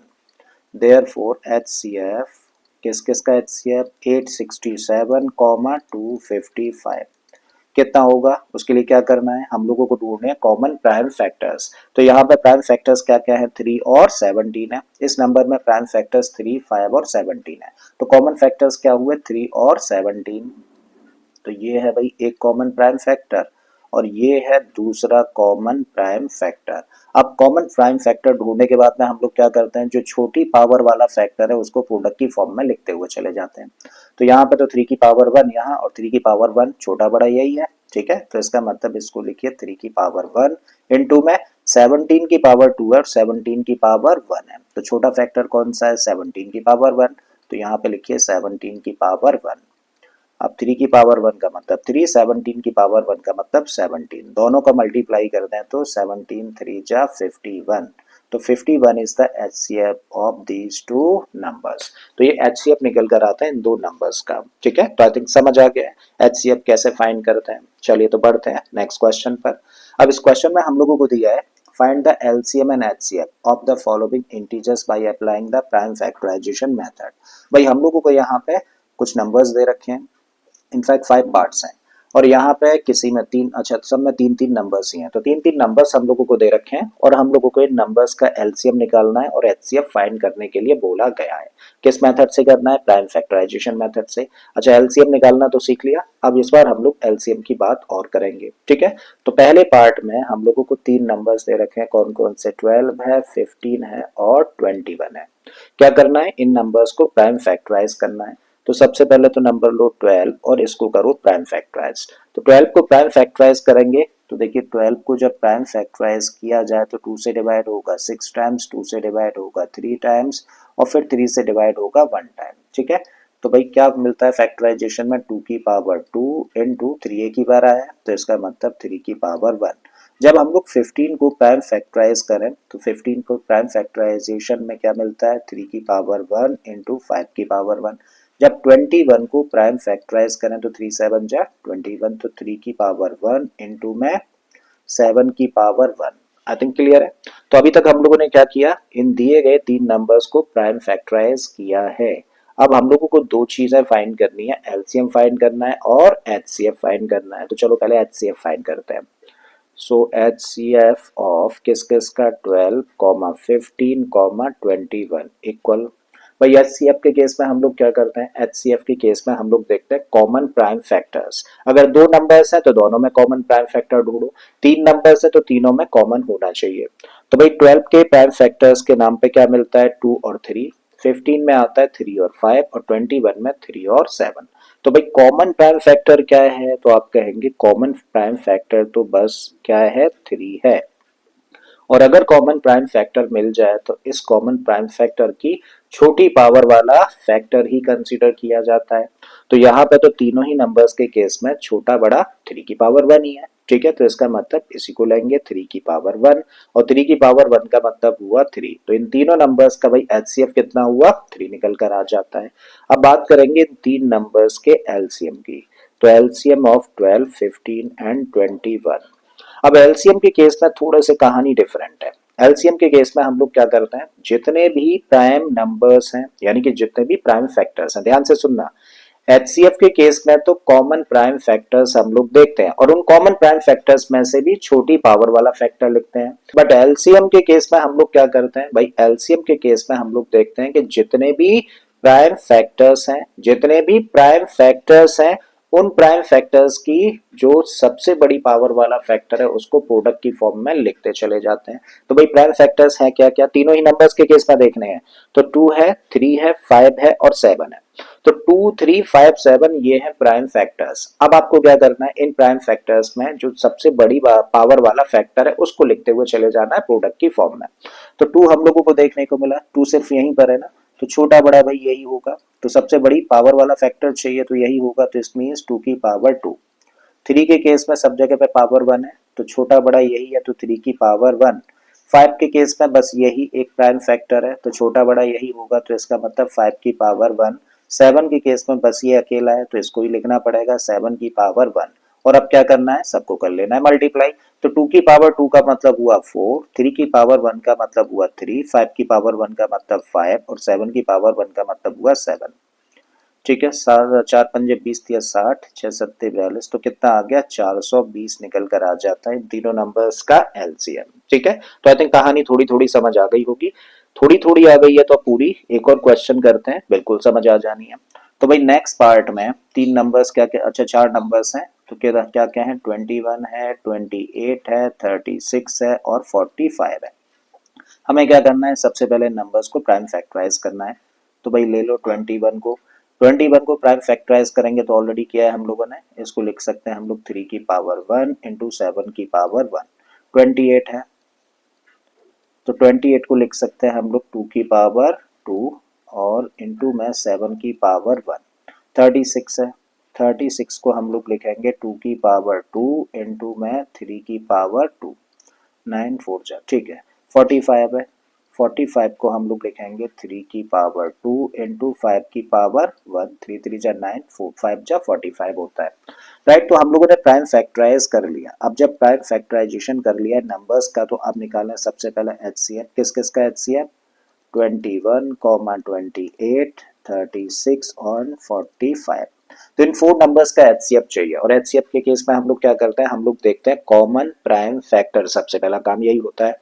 तो भाई 21, 28, 36 और 45 में कॉमन प्राइम फैक्टर क्या है, देखो यहाँ पे यहाँ पे देखें तो फैक्टर्स क्या क्या है, प्राइम फैक्टर्स 3 और 7 है। 28 के केस में 2 और 7 है, यहाँ पे 2 और 3 है, और यहाँ पे देखें तो 45 के प्राइम फैक्टर्स में हम लोगों को मिलता है 3 और 5। तो कोई भी कॉमन प्राइम फैक्टर हम लोगों को देखने को मिल रहा है यहाँ पर नहीं है, और कोई भी कॉमन प्राइम फैक्टर हम लोगों को देखने को नहीं मिल रहा, तो इसका मतलब ऐसे केस में हम लोग कहेंगे कि एचसीएफ क्या है, 1 है। भाई इन फोर नंबर्स को हम लोगों ने देखा, और जब इन फोर नंबर्स को हम लोगों ने देखा तो कोई भी कॉमन प्राइम फैक्टर हम लोगों को देखने को नहीं मिल रहा, क्योंकि 21 में कौन कौन से प्राइम नंबर्स है, 3 और 7 आता है, 28 में 2 और 7 आता है, 36 में 2 और 3 मिल रहा है, 45 में 3 और 5 मिल रहा है। कोई भी ऐसा प्राइम नंबर नहीं है जो कि ऑल फोर, चारों के चारों नंबर्स में कॉमन हो। ठीक है, तो चारों में कॉमन नहीं है, तो इसका मतलब एचसीएफ कितना हुआ, 1 हुआ। अब बात करेंगे हम लोग इन चारों नंबर्स के एलसीएम के बारे में। तो एलसीएम अब 21, 28, 36 एंड 45। एलसीएम के केस में क्या करते हैं, एलसीएम के केस में जितने भी नंबर्स हैं सब में देखो जो जो प्राइम फैक्टर है उस प्राइम फैक्टर की बड़ी पावर वाला फैक्टर देख लो।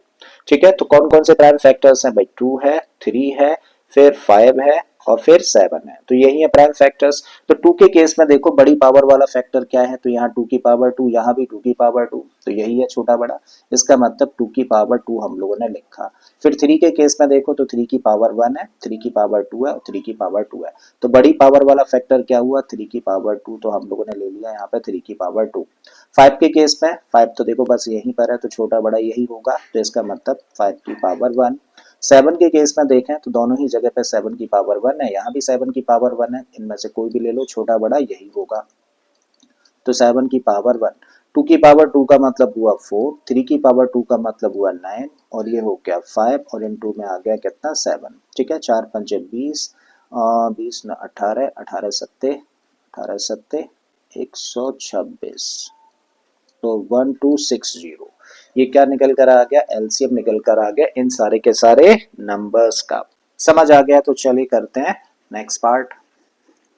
आप लोगों को यहाँ पर मैं एक पार्ट और बताता हूँ, बाकी के जो दो पार्ट्स है आप लोगों को होमवर्क में करने हैं। ठीक है, तो अब उठा लेते हैं भाई कौन सा पार्ट, ये वाला ले लेते हैं, ये वाला और ये वाला आप लोगों को होमवर्क में करना है। ठीक है, तो यहाँ पे तीन नंबर्स क्या क्या दे रखे हैं, 30, दूसरा नंबर है 72, तीसरा नंबर है 432। हमें क्या करना है, 30 को प्राइम फैक्टराइज करना है, 72 को प्राइम फैक्टराइज और 432 को प्राइम फैक्टराइज करते हैं। तो 30 को प्राइम फैक्टराइज करें तो भाई 2 से डिवाइड होगा कितने टाइम्स, 15 टाइम्स, फिर 3 से होगा 5 टाइम्स और 5 से होगा 1 टाइम। जब हम लोग 72 को प्राइम फैक्टराइज करें तो 2 से डिवाइड होगा 36 टाइम, 2 से डिवाइड करेंगे तो मिलेगा 18, फिर से 2 से हो जाएगा 9 टाइम्स, अब 3 से 3 टाइम्स डिवाइड होगा और फिर 3 से 1 टाइम। 432 इवन नंबर है, 2 से डिवाइड हो जाएगा, 2 2 जा 4 और ये 16, 2 से डिवाइड करेंगे 108, फिर से 2 से डिवाइड करें तो 2 5 जा 10, 2 4 जा 2 से डिवाइड करने पे मिलेगा 27 और फिर 3 से डिवाइड होगा 9 टाइम्स, 3 से डिवाइड करेंगे तो 3 टाइम्स और फिर लास्ट में 3 से डिवाइड करेंगे तो 1। इसका मतलब जब इन तीन नंबर्स को हम लोगों ने प्राइम फैक्टराइज किया तो इसके प्राइम फैक्टराइजेशन में क्या मिलता है हम लोगों को 2 की पावर 1, 3 की पावर 1 और 5 की पावर 1। तो इसको लिखेंगे 2 की पावर 1 इंटू 3 की पावर 1 इंटू 5 की पावर 1। 72 के केस में देखो 2 कितनी बार आया, 3 टाइम्स आया और 3 आया 2 टाइम्स। तो इसको लिखेंगे 2 की पावर 3 इंटू में 3 की पावर 2। 432 पर आए तो 432 में देखें तो 2 कितनी बार है यहाँ पर 4 टाइम्स है, तो इसको लिखेंगे 2 की पावर 4। 3 कितने टाइम्स है 3 टाइम्स है तो 3 की पावर 3। अब निकालते हैं दोनों ही नंबर्स का एलसीएम और एचसीएफ। पहले एचसीएफ निकालते हैं तो एचसीएफ ऑफ 30, 72, 432। एचसीएफ के केस में क्या देखते हैं कॉमन प्राइम फैक्टर देखते हैं। तो भाई इस नंबर के केस में प्राइम फैक्टर्स क्या क्या है 2 है 3 है और 5 है। यहाँ पर 2 है 3 है, यहाँ पर 2 और 3 है। तो कॉमन प्राइम फैक्टर्स क्या क्या दिख रहे हैं भाई, कॉमन प्राइम फैक्टर्स में हम लोगों को 2 दिख रहा है और कॉमन प्राइम फैक्टर्स के नाम पे हम लोगों को 3 दिख रहा है। और जैसे ही कॉमन प्राइम फैक्टर्स दिख जाए तो उसके बाद क्या देखते हैं, उसके बाद हम लोग देखते हैं कि उन कॉमन प्राइम फैक्टर्स में से जो छोटी पावर वाला फैक्टर है वो क्या है। तो भाई छोटी पावर वाला फैक्टर क्या है, 2 की पावर 1 है, 2 की पावर 3 है, 2 की पावर 4 है। तो छोटी पावर वाला है 2 की पावर 1, तो इसको यहाँ पर लिखो 2 की पावर 1 इंटू में यहाँ पे छोटी पावर वाला फैक्टर क्या है तो आप कहेंगे 3 की पावर 1, क्योंकि यहाँ पर है 3 की पावर 2, यहाँ पर है 3 की पावर 3, ये बड़े फैक्टर्स ठीक है। तो इसका मतलब हमें तो छोटी पावर वाला चाहिए तो 3 की पावर 1 लिखा। अब 2 की पावर 1 का मतलब 2, 3 की पावर 1 का मतलब 3, दोनों का मल्टीप्लाई कर देंगे तो क्या आ गया 6 निकल कर आ गया एचसीएफ इन तीनों नंबर्स का।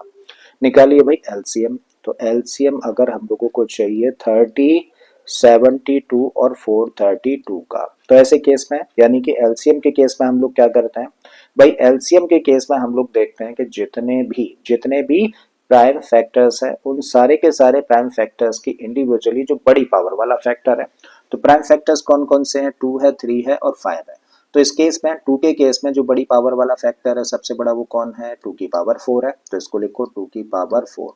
3 के केस में जो बड़ी पावर वाला फैक्टर है वो क्या है 3 की पावर 3 है, तो इसको लिखा है यहाँ पे 3 की पावर 3।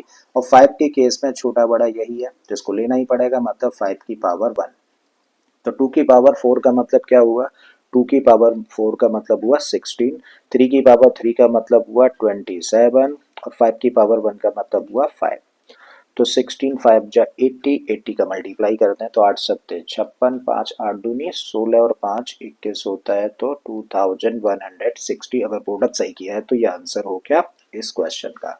ठीक है, तो इसका मतलब इन तीन नंबर्स का जो एलसीएम होगा वो होगा 2160, जबकि इनका एचसीएफ क्या होगा 6 होगा। ठीक है, तो आई थिंक समझ आ गया है कि भाई दिए गए नंबर्स का एलसीएम या फिर एचसीएफ हम लोग कैसे फाइंड करते हैं। ठीक है, समझ आ गया, तो अब बढ़ते हैं आगे। आगे दिया है हम लोगों को find the LCM and HCF of the following pairs of integers. तो भाई हम लोगों को इंटीजर्स का एक पेयर दे रखा है और हम लोगों को एलसीएम निकालना है और एचसीएफ निकालना है दोनों का। फिर उसके बाद हम लोगों को वेरीफाई करना है कि इन दोनों दिए गए नंबर्स का एलसीएम और एचसीएफ का जो प्रोडक्ट होता है वो नंबर्स के प्रोडक्ट के बराबर होता है। ठीक है, तो ये चीज वेरीफाई करनी है और पहला निकालना है एलसीएम और एचसीएफ दिए गए नंबर्स का। ठीक है, तो चलिए करते हैं, फर्स्ट पार्ट पर आ जाते हैं। फर्स्ट पार्ट में नंबर्स दे रखे हैं 26 और दूसरा क्या है 91। अब एचसीएफ और एलसीएम निकालना है तो प्राइम फैक्टराइज करना होगा, चलिए कर लेते हैं। 26 को प्राइम फैक्टराइज करें तो 26 को प्राइम फैक्टराइज करेंगे 2 से डिवाइड होगा 13 टाइम्स, 13 से डिवाइड होगा 1 टाइम, मतलब इसको लिख सकते हैं 2 की पावर 1 इंटू 13 की पावर 1। 91 की बात करें तो 91 को वही प्राइम फैक्टराइज करेंगे तो 7 से डिवाइड होगा कितने टाइम्स 13 टाइम्स, और 13 प्राइम नंबर है तो 13 से इसको डिवाइड करेंगे 1 टाइम, मतलब इसको हम लोग लिख सकते हैं क्या, इसको लिख सकते हैं हम लोग 7 की पावर 1 इंटू 13 की पावर 1। जब हम लोगों ने प्राइम फैक्टराइज कर लिया दोनों ही नंबर्स को तो अब निकालते हैं हम लोग पहले एचसीएफ। तो एचसीएफ किस किस का 26 और 91 का क्या निकला। एचसीएफ के केस में हम लोग कॉमन प्राइम फैक्टर देखते हैं तो भाई दोनों केसेस में कॉमन प्राइम फैक्टर क्या दिख रहा है हम लोगों को 13, और कॉमन प्राइम फैक्टर जैसे ही दिख जाता है तो छोटी पावर वाला फैक्टर निकाला जाता है। तो छोटी पावर वाला फैक्टर क्या है 13 की पावर 1 यहाँ भी है, 13 की पावर 1 यहाँ भी है, तो छोटा बड़ा यही है। तो यहाँ से मिला हम लोगों को 13 की पावर 1 और 13 की पावर 1 का मतलब 13। तो दोनों नंबर्स का एचसीएफ हम लोगों ने फाइनली फाइंड किया कितना, 13। अब निकालते हैं इन दोनों नंबर्स का एलसीएम। ठीक है, और एलसीएम के केस में क्या देखते हैं, जितने भी प्राइम फैक्टर्स है उनमें बड़ी पावर वाला फैक्टर। तो प्राइम फैक्टर्स हैं क्या क्या, 2 है, 7 है और 13 है। तो 2 के केस में यही है 2 की पावर 1, छोटा बड़ा यही होगा तो 2 की पावर 1 लिखा। 7 के केस में बस यही है तो यहाँ पे लिख दिया 7 की पावर 1। और 13 के केस में दोनों ही नंबर्स में 13 की पावर 1 है तो छोटा बड़ा यही होने वाला है, तो 13 की पावर 1। सबको कर दो मल्टीप्लाई, तो ये बन गया 2 इंटू 7 इंटू 13। तो 13 टू जा 26 और 7, तो 26 और 7 का मल्टीप्लाई करते हैं, 7 छिंग 42, 7 दूनी 14 और 4 18, तो 182 निकल आया एलसीएम। ठीक है, तो इन दोनों नंबर्स का हम लोगों ने एलसीएम निकाला 182 और दोनों नंबर्स का एचसीएफ हम लोगों ने निकाला 13। अब हम लोगों को जिस रिलेशन को वेरीफाई करना है एक बार लिख देते हैं। ठीक है, तो वेरीफाई करना है किसको, LCM into HCF equal to the product of two numbers. तो now HCF into LCM equal to the product of the two numbers। HCF की जगह पे रखो HCF, LCM की जगह पे LCM और चेक करो कि क्या HCF और LCM का प्रोडक्ट और दोनों नंबर्स का प्रोडक्ट सेम आता है तो वेरीफाई हो गया, नहीं तो फिर चेक करने की जरूरत है। ठीक है, तो HCF की जगह पे रखा हम लोगों ने क्या 13, एलसीएम की जगह पे हम लोगों ने रखा 182 and this equal two numbers क्या है भाई, नंबर्स हैं 26 और 91। तो 26 पहला नंबर है, 91 दूसरा नंबर है, दोनों को करते हैं मल्टीप्लाई। तो 182 और 13 का कर रहा है मल्टीप्लाई, तो 13 टू जा 26 गया 2, 13 8 जा 104 और 2 कितना हो गया 106 कैरी जाएगा 10, 13 1 जा 13 और 10 कितना हो जाएगा 23। इसका मतलब इन दोनों नंबर्स को मल्टीप्लाई करके क्या मिलता है, प्रोडक्ट आता है 2366। इस साइड में आ जाते हैं, 26 और 91 का करना है मल्टीप्लाई, तो 26 और 91 का मल्टीप्लाई, 1 से इसको मल्टीप्लाई करेंगे तो 26, 9 से करो 9 छिक्के 54, 5 9 दूनी 18 और 5 23 हो गया। तो क्या आया 6 4 और 2 कितना हुआ 632। तो यहाँ से भी क्या मिला देखो 2366। तो देखो left hand side is equal to right hand side, so verified. तो वेरीफाई कर दिया हम लोगों ने, क्या वेरीफाई कर दिया कि भाई इन दो दिए गए नंबर्स का जो HCF है और जो LCM है दोनों का प्रोडक्ट दोनों दिए गए नंबर्स के प्रोडक्ट के बराबर है। ठीक है, तो एक पार्ट कर दिया, चलो एक पार्ट और कर लेते हैं, थोड़ा सा स्पेस करें।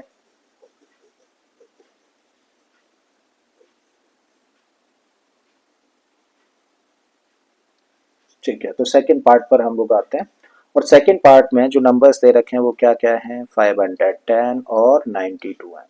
तो 510 को प्राइम फैक्टराइज किया जाए और 92 को प्राइम फैक्टराइज किया जाए जिससे कि HCF और LCM निकाले जा सकें। ठीक है, तो 510 को प्राइम फैक्टराइज करेंगे तो 2 से डिवाइड होगा, 2 2 जा 4, 1 बचेगा, 2 5 जा एंड 2 5 जा।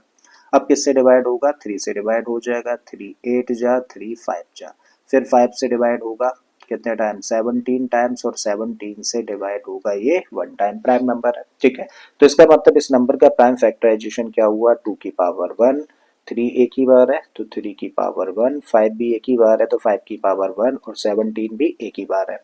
92 की बात करें तो 92 को 2 से डिवाइड करेंगे तो 2 4 जा 8, 2 6 जा, फिर से 2 से डिवाइड करेंगे तो 26 और 26 तो प्राइम नंबर होता है तो 23 प्राइम नंबर होता है तो इसी से डिवाइड होगा। इसका मतलब इसके प्राइम फैक्टराइजेशन में मिला 2 की पावर 2 इंटू 23 की पावर 1। अब निकालिए भाई दोनों का HCF और LCM। So HCF of these two numbers, HCF के केस में क्या करते हैं हम लोग कॉमन प्राइम फैक्टर्स देखते हैं। तो भाई यहाँ पे प्राइम फैक्टर्स क्या क्या है, 2 है 3 है 5 है और 17 है, और यहाँ 92 के फैक्टर्स में देखा तो 2 और 23 है। तो कॉमन प्राइम फैक्टर क्या है भाई, कॉमन प्राइम फैक्टर सिर्फ 2 है जो कि दोनों नंबर्स के प्राइम फैक्टराइजेशन में मिल रहा है। और जैसे ही हम लोगों को कॉमन प्राइम फैक्टर दिख गया तो अब क्या देखोगे, इन कॉमन प्राइम फैक्टर की छोटी पावर वाला फैक्टर, तो छोटी पावर वाला फैक्टर क्या है 2 की पावर 1, क्योंकि यहाँ पर 2 की पावर 2 है, ये बड़ा है। तो ये छोटा है, तो 2 की पावर 1, इसका मतलब एचसीएफ आ गया कितना, 2 निकल कर आ गया। दोनों नंबर्स का एलसीएम अगर हम लोगों को निकालना है तो हमें क्या देखना होता है कि जितने भी प्राइम फैक्टर्स हैं, जितने भी प्राइम फैक्टर्स हैं, उन प्राइम फैक्टर्स में बड़ी पावर वाला फैक्टर लिखते चले जाइए, मल्टीप्लाई करते चले जाइए। तो भाई प्राइम फैक्टर्स क्या क्या है, 2 है, 3 है, 5 है, 17 है और 23 है। ठीक है, यही सारे के सारे कॉमन, सॉरी यही सारे के सारे फैक्टर्स हैं। तो इन फैक्टर्स में से बड़ी पावर वाला फैक्टर क्या है, जब हम लोग 2 की बात करें तो 2 के केस में बड़ी पावर वाला फैक्टर क्या है, 2 की पावर 2 लिखो। 3 के केस में छोटा बड़ा यही है, एक ही फैक्टर दिख रहा है तो 3 की पावर 1। 5 के केस में बस यही है तो इसका मतलब 5 की पावर 1। 17 के केस में बस यही है तो 17 की पावर 1। और ये 23 के केस में सिर्फ यही है तो 23 की पावर 1। इसका मतलब यहाँ से मिला 2 की पावर 2 का मतलब 4 इंटू 3 इंटू 5 इंटू 17 इंटू 23, सबको कर लो मल्टीप्लाई तो क्या निकल आएगा, एलसीएम निकल कर आ जाएगा।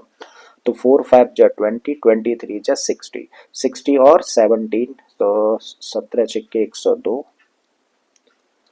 और 23 का और कर दो मल्टीप्लाई तो 3 0 का 0, 3 2 जा 6, 0 3 1 जा 3, 2 से करें तो 2 0 का 0, 2 2 जा 4, फिर 0 2 1 जा 2, 0 6 4 3 2, तो कितना है 23,400, कितना है 23,000, सॉरी 60 है, 23,460।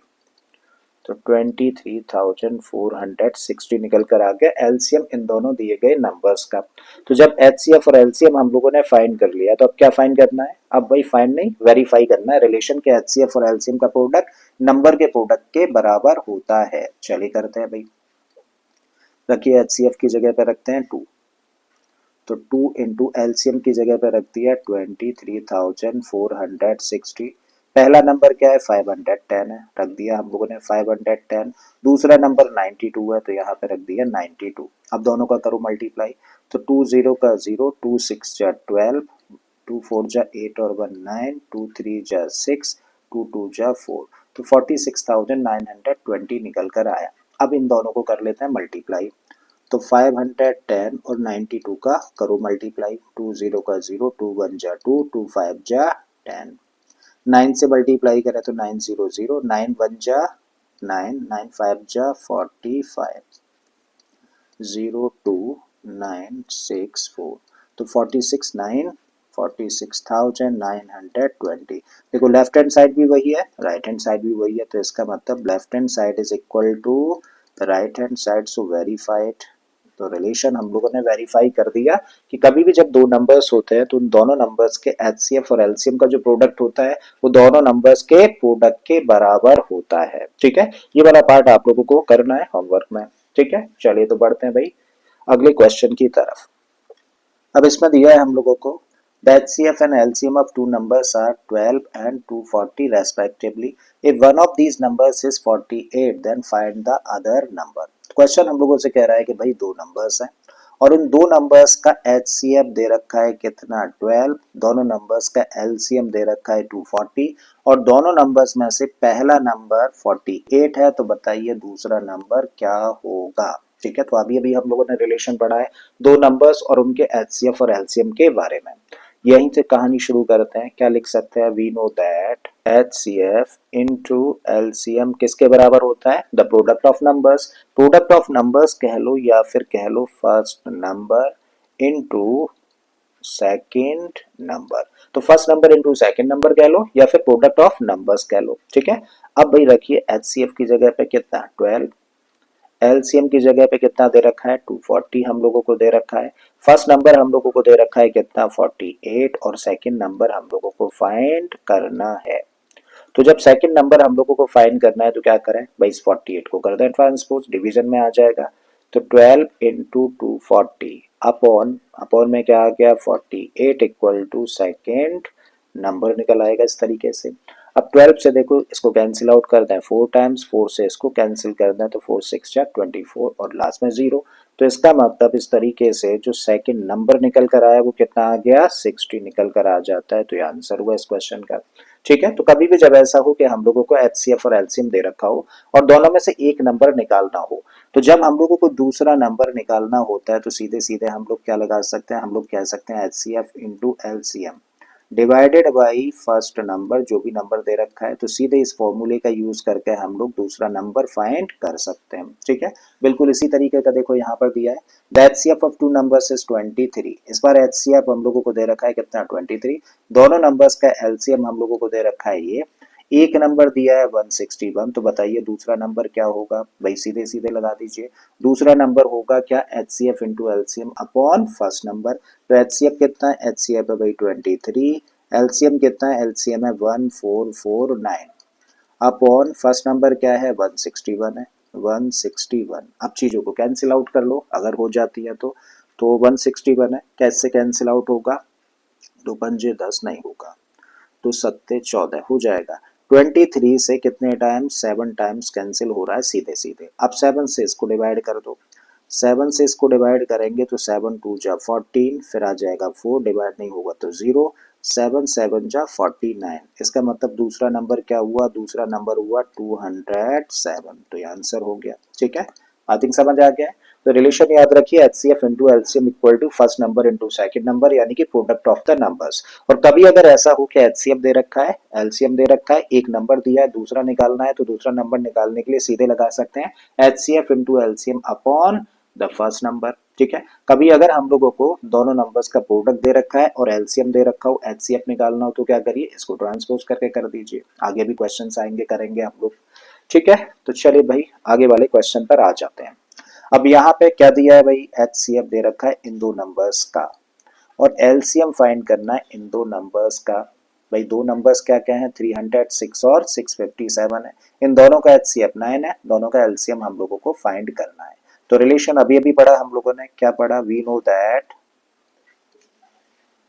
No that LCM into HCF is equal to the product of numbers, the product of the numbers. और कभी अगर हम लोगों को एलसीएम चाहिए तो क्या करें, इसको ट्रांसपोज करना है। So therefore the LCM of the numbers equal क्या होगा, the product of the numbers को डिवाइड करते हैं किससे, ट्रांसपोज करेंगे तो डिवीजन में जाएगा एचसीएफ से। रखिए भाई नंबर्स क्या है इस केस में, नंबर्स हैं 306 और दूसरा नंबर है 657 और दोनों नंबर्स का एचसीएफ कितना है, दोनों नंबर्स का एचसीएफ दे रखा है 9। अब चीजों को कैंसिल आउट कर लो अगर हो रही हैं तो, भाई इससे इसको कैंसिल करें तो 27 3 हो जाएगा, 9 से इसको कैंसिल करेंगे तो 9 3 जा 27, 3 बच गया 36 बन गया, तो 9 4 जा 36। तो 34 और 657 का मल्टीप्लाई कर लीजिए, तो 657 और 34 का मल्टीप्लाई करें तो 4 सत्ते 28, 2 4 पंजे 20 और 2 22, 4 चिम 24, 25 26। 3 से करें 3 7 जा 21, 3 पंजे 15, 16 17, 3 छिंग 18 और 1 19, 8 3 7 और 6 13, 9 और 2 11 और 1 12 और ये 2। तो कितना आ गया, निकल कर आता है 22,338। तो ये आंसर हुआ भाई। ठीक है, तो मल्टीप्लाई एक बार चेक कर लीजिएगा, अदरवाइज वैसा सही है। तो भाई इन दो नंबर्स का एलसीएम तब कितना आएगा, 22,338 निकल कर आएगा। अब नेक्स्ट क्वेश्चन में हम लोगों को देखो एलसीएम दे रखा है कितना, 300, एचसीएफ फिर से फाइंड करना है। ठीक है, तो एचसीएफ निकालना है अगर हम लोगों को, तो फिर ऐसे केस में क्या करें, भाई जो नंबर्स का प्रोडक्ट है उसको डिवाइड करते हैं हम लोग एलसीएम से, बिल्कुल इसी तरीके से। इस बार अगर हम लोगों को एचसीएफ चाहिए तो एलसीएम को ट्रांसपोज कर दो। तो नंबर्स का प्रोडक्ट क्या होगा, नंबर्स का प्रोडक्ट होगा 150 इंटू 100 डिवाइडेड बाई दोनों नंबर्स का एलसीएम है कितना, दोनों नंबर्स का एलसीएम है 300। 0 से 0 कैंसिल हो गए, 3 से कैंसिल कर दो इसको 50 टाइम्स। तो एचसीएफ कितना आ गया, एचसीएफ आ जाएगा तब दोनों नंबर्स का 50। ठीक है, अब देखो ये क्वेश्चंस बाकी के जो दो दिख रहे हैं ये आपको होमवर्क में करने हैं। एचसीएफ दो नंबर्स का दे रखा है 2 और इन दोनों नंबर्स का एलसीएम हम लोगों को दे रखा है 54 और हमें क्या निकालना है, ए इंटू बी। ए इंटू बी का मतलब दोनों नंबर्स का प्रोडक्ट फाइंड करना है। तो बड़ा सिंपल है भाई, HCF into LCM equal to the product of the numbers हो जाएगा। यहाँ पर दिया है एलसीएम 64 इन दो नंबर्स का, एचसीएफ दे रखा है इन दोनों नंबर्स का 4। Then find the value of A की वैल्यू निकालनी है। ए कहने का मतलब एक नंबर हम लोगों को फाइंड करना है। तो अभी अभी हम लोगों ने सीखा ना, अगर कभी भी दो नंबर्स में से एक नंबर हम लोगों को दे रखा हो, एलसीएम दे रखा हो, एचसीएफ दे रखा हो, तो कैसे निकालते हैं? ऐसे केस में अगर हम लोगों को सेकंड नंबर फाइंड करना है तो क्या किया जाए भाई? ऐसे केस में H C F into LCM को डिवाइड करते हैं किससे? फर्स्ट जो यानी कि जो गिवन नंबर है, फर्स्ट नंबर कहने का मतलब जो भी गिवन नंबर है, रख दीजिए वैल्यूज। एलसीएम दे रखा है कितना? 64, एचसीएफ दे रखा है 4, अपॉन में आ जाए तो फर्स्ट नंबर कितना दिया है? फर्स्ट नंबर दे रखा है 32। 4 से काट दो 4 अट्ठे 32, 8 से काट दो 8 बार, तो इसका मतलब सेकंड नंबर कितना आ गया? 8 निकल कर आ जाता है। ठीक है, तो ये भी चलिए कर लिया हम लोगों ने। Is it possible that HCF of two numbers is 26 and LCM of two numbers is 91? बड़ा इंपॉर्टेंट क्वेश्चन है। ठीक है, क्या कह रहा है क्वेश्चन?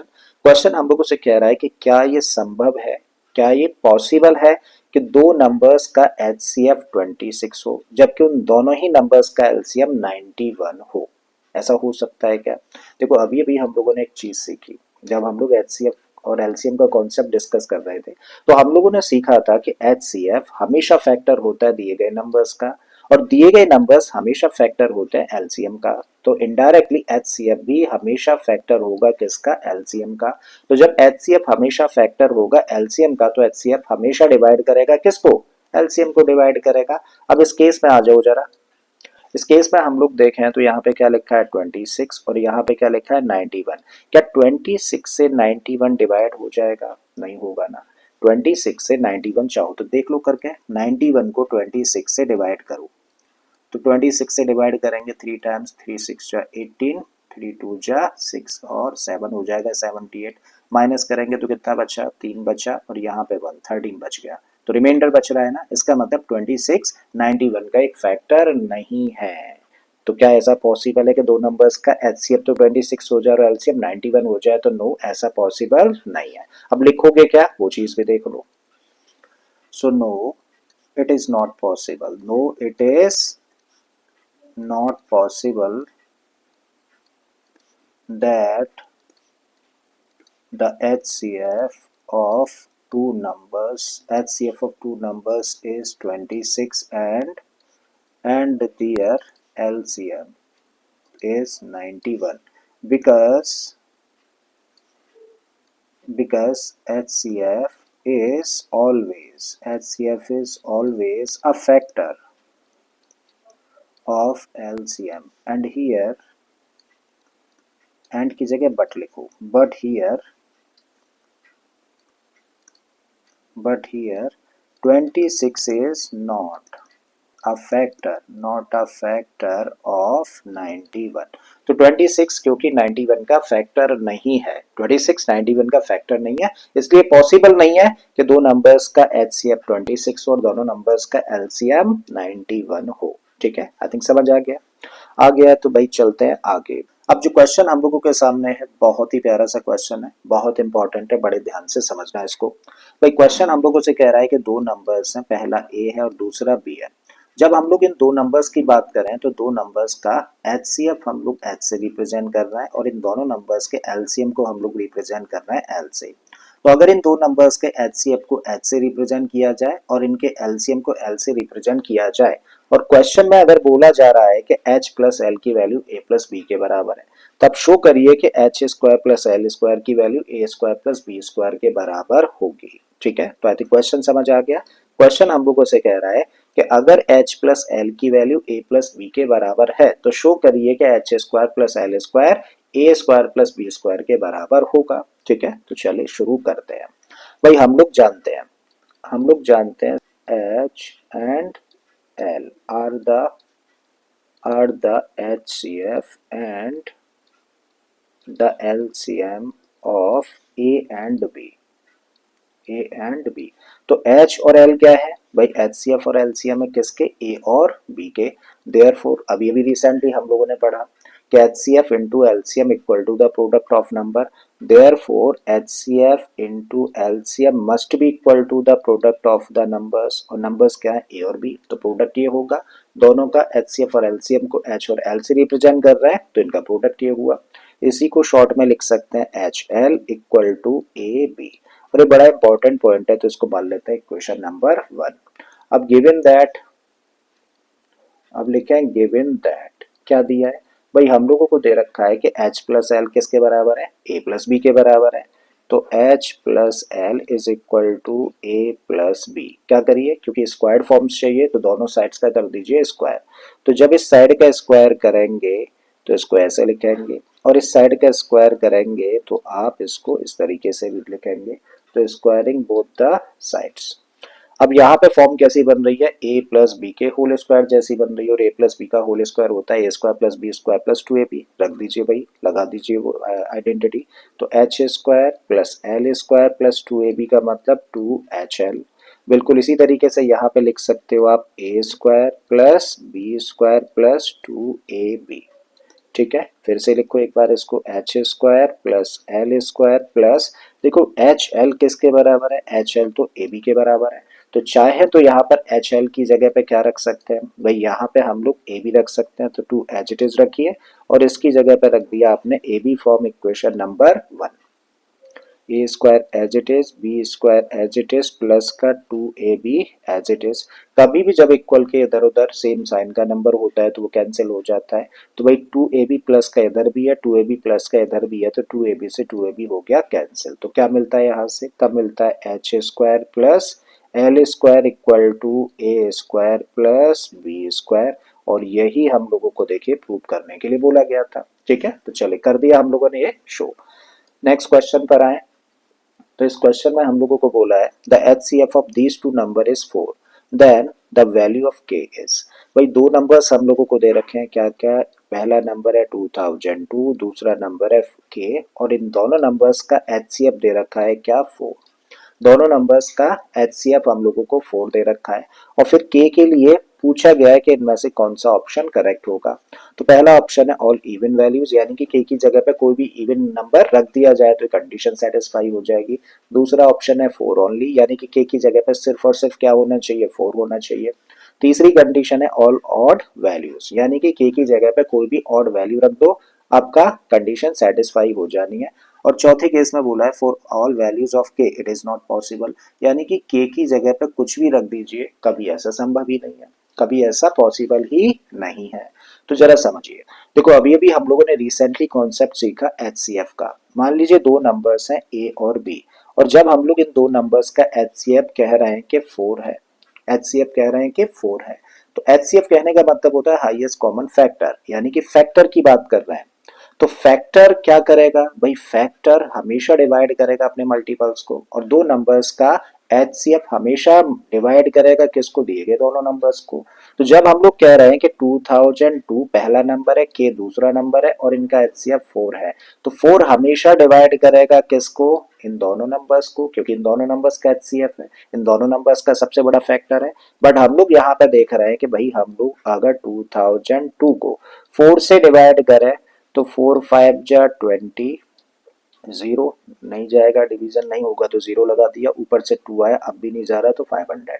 तो इसका मतलब 2 क्या आया, 2 रिमाइंडर आया, डिवाइड ही नहीं हो रहा। तो क्या ऐसा पॉसिबल है, क्या ऐसा पॉसिबल है कि कोई भी दो नंबर्स का HCF उन दोनों नंबर्स को डिवाइड ना कर पाए, भाई सभी तो पॉसिबल ही नहीं है। मींस k की जगह पे अब चाहे आप कुछ भी रख दो, कभी ये कंडीशन सेटिस्फाई हो सकती है, नहीं हो सकती है।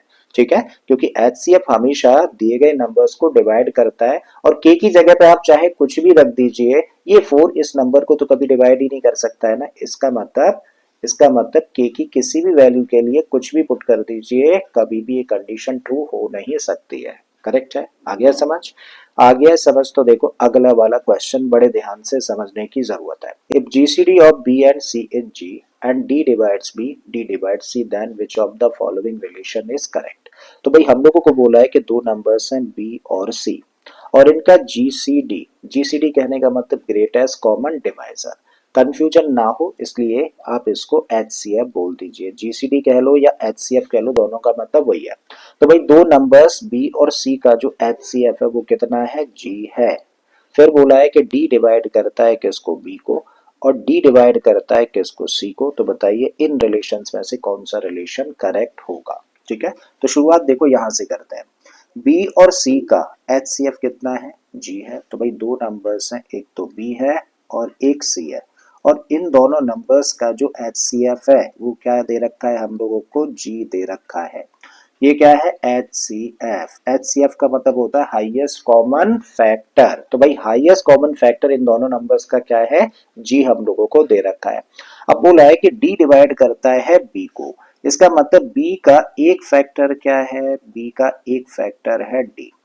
बिल्कुल ऐसा ही डी डिवाइड करता है सी को, तो इसका मतलब सी का भी एक फैक्टर क्या है, डी है। सी का एक फैक्टर क्या है, डी है। तो अब बताओ क्या डी जी के बराबर होगा, क्या डी जी के बराबर होगा, क्या जी डिवाइड करेगा डी को, क्या जी डिवाइड करेगा डी को, क्या डी डिवाइड करेगा जी को, या फिर इनमें से कोई भी नहीं। तो देखिए, अगर ध्यान से समझना, अगर कोई भी दो नंबर्स हैं बी और सी, तो भाई इन दोनों नंबर्स के बहुत सारे फैक्टर्स हो सकते हैं, और उन बहुत सारे फैक्टर्स में से जो सबसे बड़ा फैक्टर कॉमनली निकल के आया वो क्या है, जी है। तो भाई इन दो नंबर्स के जो बहुत सारे फैक्टर्स हो सकते हैं, उन बहुत सारे फैक्टर्स में एक डी भी है, ये भी है तो कॉमन। लेकिन क्या ये सबसे बड़ा फैक्टर है, नहीं है, क्योंकि स्पेशली क्वेश्चन में स्पेसिफिकली बोला है कि इन दोनों का सबसे बड़ा फैक्टर तो क्या है, जी है। और अगर इन दोनों में सबसे बड़ा कॉमन फैक्टर जी है, तो डी भी फैक्टर है दोनों का, तो इस केस में क्या होगा, डी इसका एक फैक्टर होगा। चलो इस चीज को ना एक एग्जांपल से समझो। सपोज करिए दो नंबर्स हैं, एक तो 15 है और दूसरा क्या है, 30। अच्छा, इसके फैक्टर्स की बात करें तो इसके फैक्टर्स क्या क्या है भाई, 1 से डिवाइड होगा 15, फिर 3 से होगा, फिर 5 से होगा, फिर सीधे 15 से होगा। 30 के फैक्टर्स की बात करें तो 1 से डिवाइड होगा, 2 से डिवाइड होगा, 3 से होगा, फिर 5 से होगा, 6 से होगा, फिर 10 से होगा, 15 से होगा, और फिर 30 से भी डिवाइड हो जाएगा। ठीक है, तो ये 15 के फैक्टर्स हैं और ये सारे के सारे 30 के फैक्टर्स हैं। अब अगर हम लोग कॉमन फैक्टर्स की बात करें तो कॉमन फैक्टर्स में क्या क्या देखने को मिलता है, 1 मिलता है, 3 मिलता है, और फिर 5 मिलता है, 15 मिलता है। यहाँ भी 1, 3, 5 और 15 है। तो इन कॉमन फैक्टर्स में से सबसे बड़ा फैक्टर क्या है, 15 है। ठीक है, तो इसका मतलब इन दोनों दिए गए नंबर्स का HCF कितना हुआ, 15 हो जाता है। ठीक है, तो इन दोनों नंबर्स का भाई HCF कितना हुआ, दोनों नंबर्स का HCF हुआ 15। और अगेन इस 15 की बात करें तो इस 15 के बहुत सारे फैक्टर्स हैं। जैसे 15 के खुद फैक्टर्स की बात करें तो 1 है, फिर 3 से भी होगा, फिर 5 से भी होगा, फिर 15 से भी होगा। करेक्ट है। तो यहाँ पे जो सिचुएशन है ना, इसको थोड़ा सा मैचअप करने की कोशिश करो। दो नंबर्स हैं, दोनों नंबर्स का HCF 15 है। तो भाई इस नंबर 15 का एक फैक्टर क्या है, 3 है। इसका भी देखें तो एक फैक्टर क्या है, 3 है। बिल्कुल यही सिचुएशन। लेकिन क्या ये 3 इन दोनों नंबर्स का HCF होगा, नहीं होगा। इन दोनों नंबर्स का HCF होगा, नहीं होगा। अगर ये कॉमन फैक्टर है तो देखो ये HCF में आया ही होगा। तो सिचुएशन वही बन गई भाई, इन दो नंबर्स का HCF है जी, तो इन दो नंबर्स का HCF है 15। और अगर 15 के अलावा कोई भी नंबर इन दोनों को कॉमनली डिवाइड कर रहा है तो बेसिकली वो 15 के फैक्टर्स होंगे। बेसिकली वो क्या होंगे, 15 के फैक्टर्स होंगे। जैसे 15 के और फैक्टर्स क्या है, 5। तो देखो 5 भी इसको डिवाइड कर देगा, यहाँ भी 5 इसको डिवाइड कर देगा। तो अब समझ आया। तो इसका मतलब कौन सा ऑप्शन करेक्ट होगा, कि अगर दो नंबर्स का HCF G है और एक नंबर D B को भी डिवाइड कर रहा है और D C को भी डिवाइड कर रहा है, तो तभी पॉसिबल है जब D क्या होगा, G का एक फैक्टर होगा। ठीक है, तो आई थिंक क्लियर हो गया होगा इस एग्जांपल से। क्लियर हो गया है तो भाई बढ़ते हैं आगे। The ratio of HCF to LCM of the least composite number and least prime number is। तो भाई हम लोगों को रेशियो निकालना है। किसका रेशियो निकालना है, HCF और LCM का। लेकिन HCF और LCM किसके, लीस्ट कॉम्पोजिट नंबर, यानी कि सबसे छोटा कॉम्पोजिट नंबर। तो लीस्ट कॉम्पोजिट नंबर क्या होता है, सबसे छोटा कॉम्पोजिट नंबर होता है 4। And the least prime number क्या होता है, सबसे छोटा प्राइम नंबर होता है 2। तो इन दोनों का HCF और LCM का रेशियो हम लोगों को चाहिए। तो भाई अगर इन दो नंबर्स का यानी कि 4 और 2 का हम लोग LCM और HCF निकालें तो क्या होगा, देखो दोनों नंबर्स का HCF होगा 2 और दोनों नंबर्स का LCM कितना होगा, 4। और हमें रेशियो निकालना है HCF और LCM का।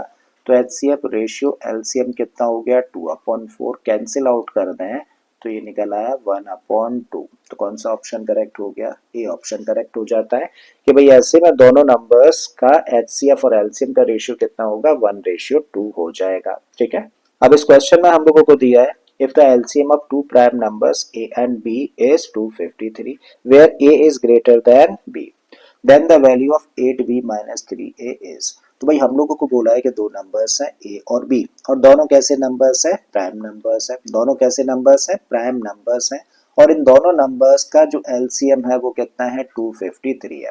तो बताइए उस केस में 8B माइनस 3A की वैल्यू क्या होगी। ठीक है, तो एक चीज समझिए, कभी भी जब ऐसा हो ना कि दो नंबर्स हम लोगों को दे रखे हैं A और B और दोनों ही कैसे नंबर्स हैं दोनों ही प्राइम नंबर्स हैं दोनों ही कैसे नंबर्स हैं प्राइम नंबर्स हैं। तो ऐसे केस में जब दो प्राइम नंबर्स हों तो भाई इन दो प्राइम नंबर्स का एलसीएम जो होगा ना हमेशा इन दो नंबर्स का प्रोडक्ट होगा और इन दो नंबर्स का जो एचसीएफ होगा हमेशा 1 होगा।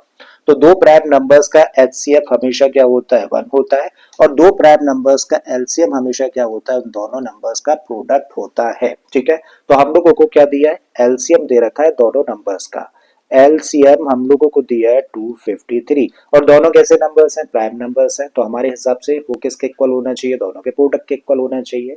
मतलब हम लोग कह सकते हैं A इंटू बी इक्वल होगा 253 के। अब देखो यहाँ पर इस साइड में दो नंबर्स हैं जब इस साइड में दो नंबर्स हैं तो इधर भी हम लोग दो नंबर्स लेकर आए तो 253 को करें हम लोग प्राइम फैक्टराइज। जब हम लोग इसको प्राइम फैक्टराइज करेंगे तो क्या ये 2 से होगा डिवाइड नहीं होगा 3 से होगा 5 तो 7 और 3 10 नहीं होगा क्या ये 5 से होगा नहीं होगा क्या ये 7 से होगा 7 3 जा 21 नहीं होगा। फिर अगला प्राइम नंबर है 11 क्या 11 से होगा बिल्कुल होगा 11 से 2 टाइम्स करेंगे 22 3 बच जाएगा फिर 3 और फिर उसके बाद ये 23 से सीधे सीधे होगा। इसका मतलब इसको क्या लिख सकते हैं इसको लिख सकते हैं A into B equal to 253 की जगह पर रखा 11 इंटू 23।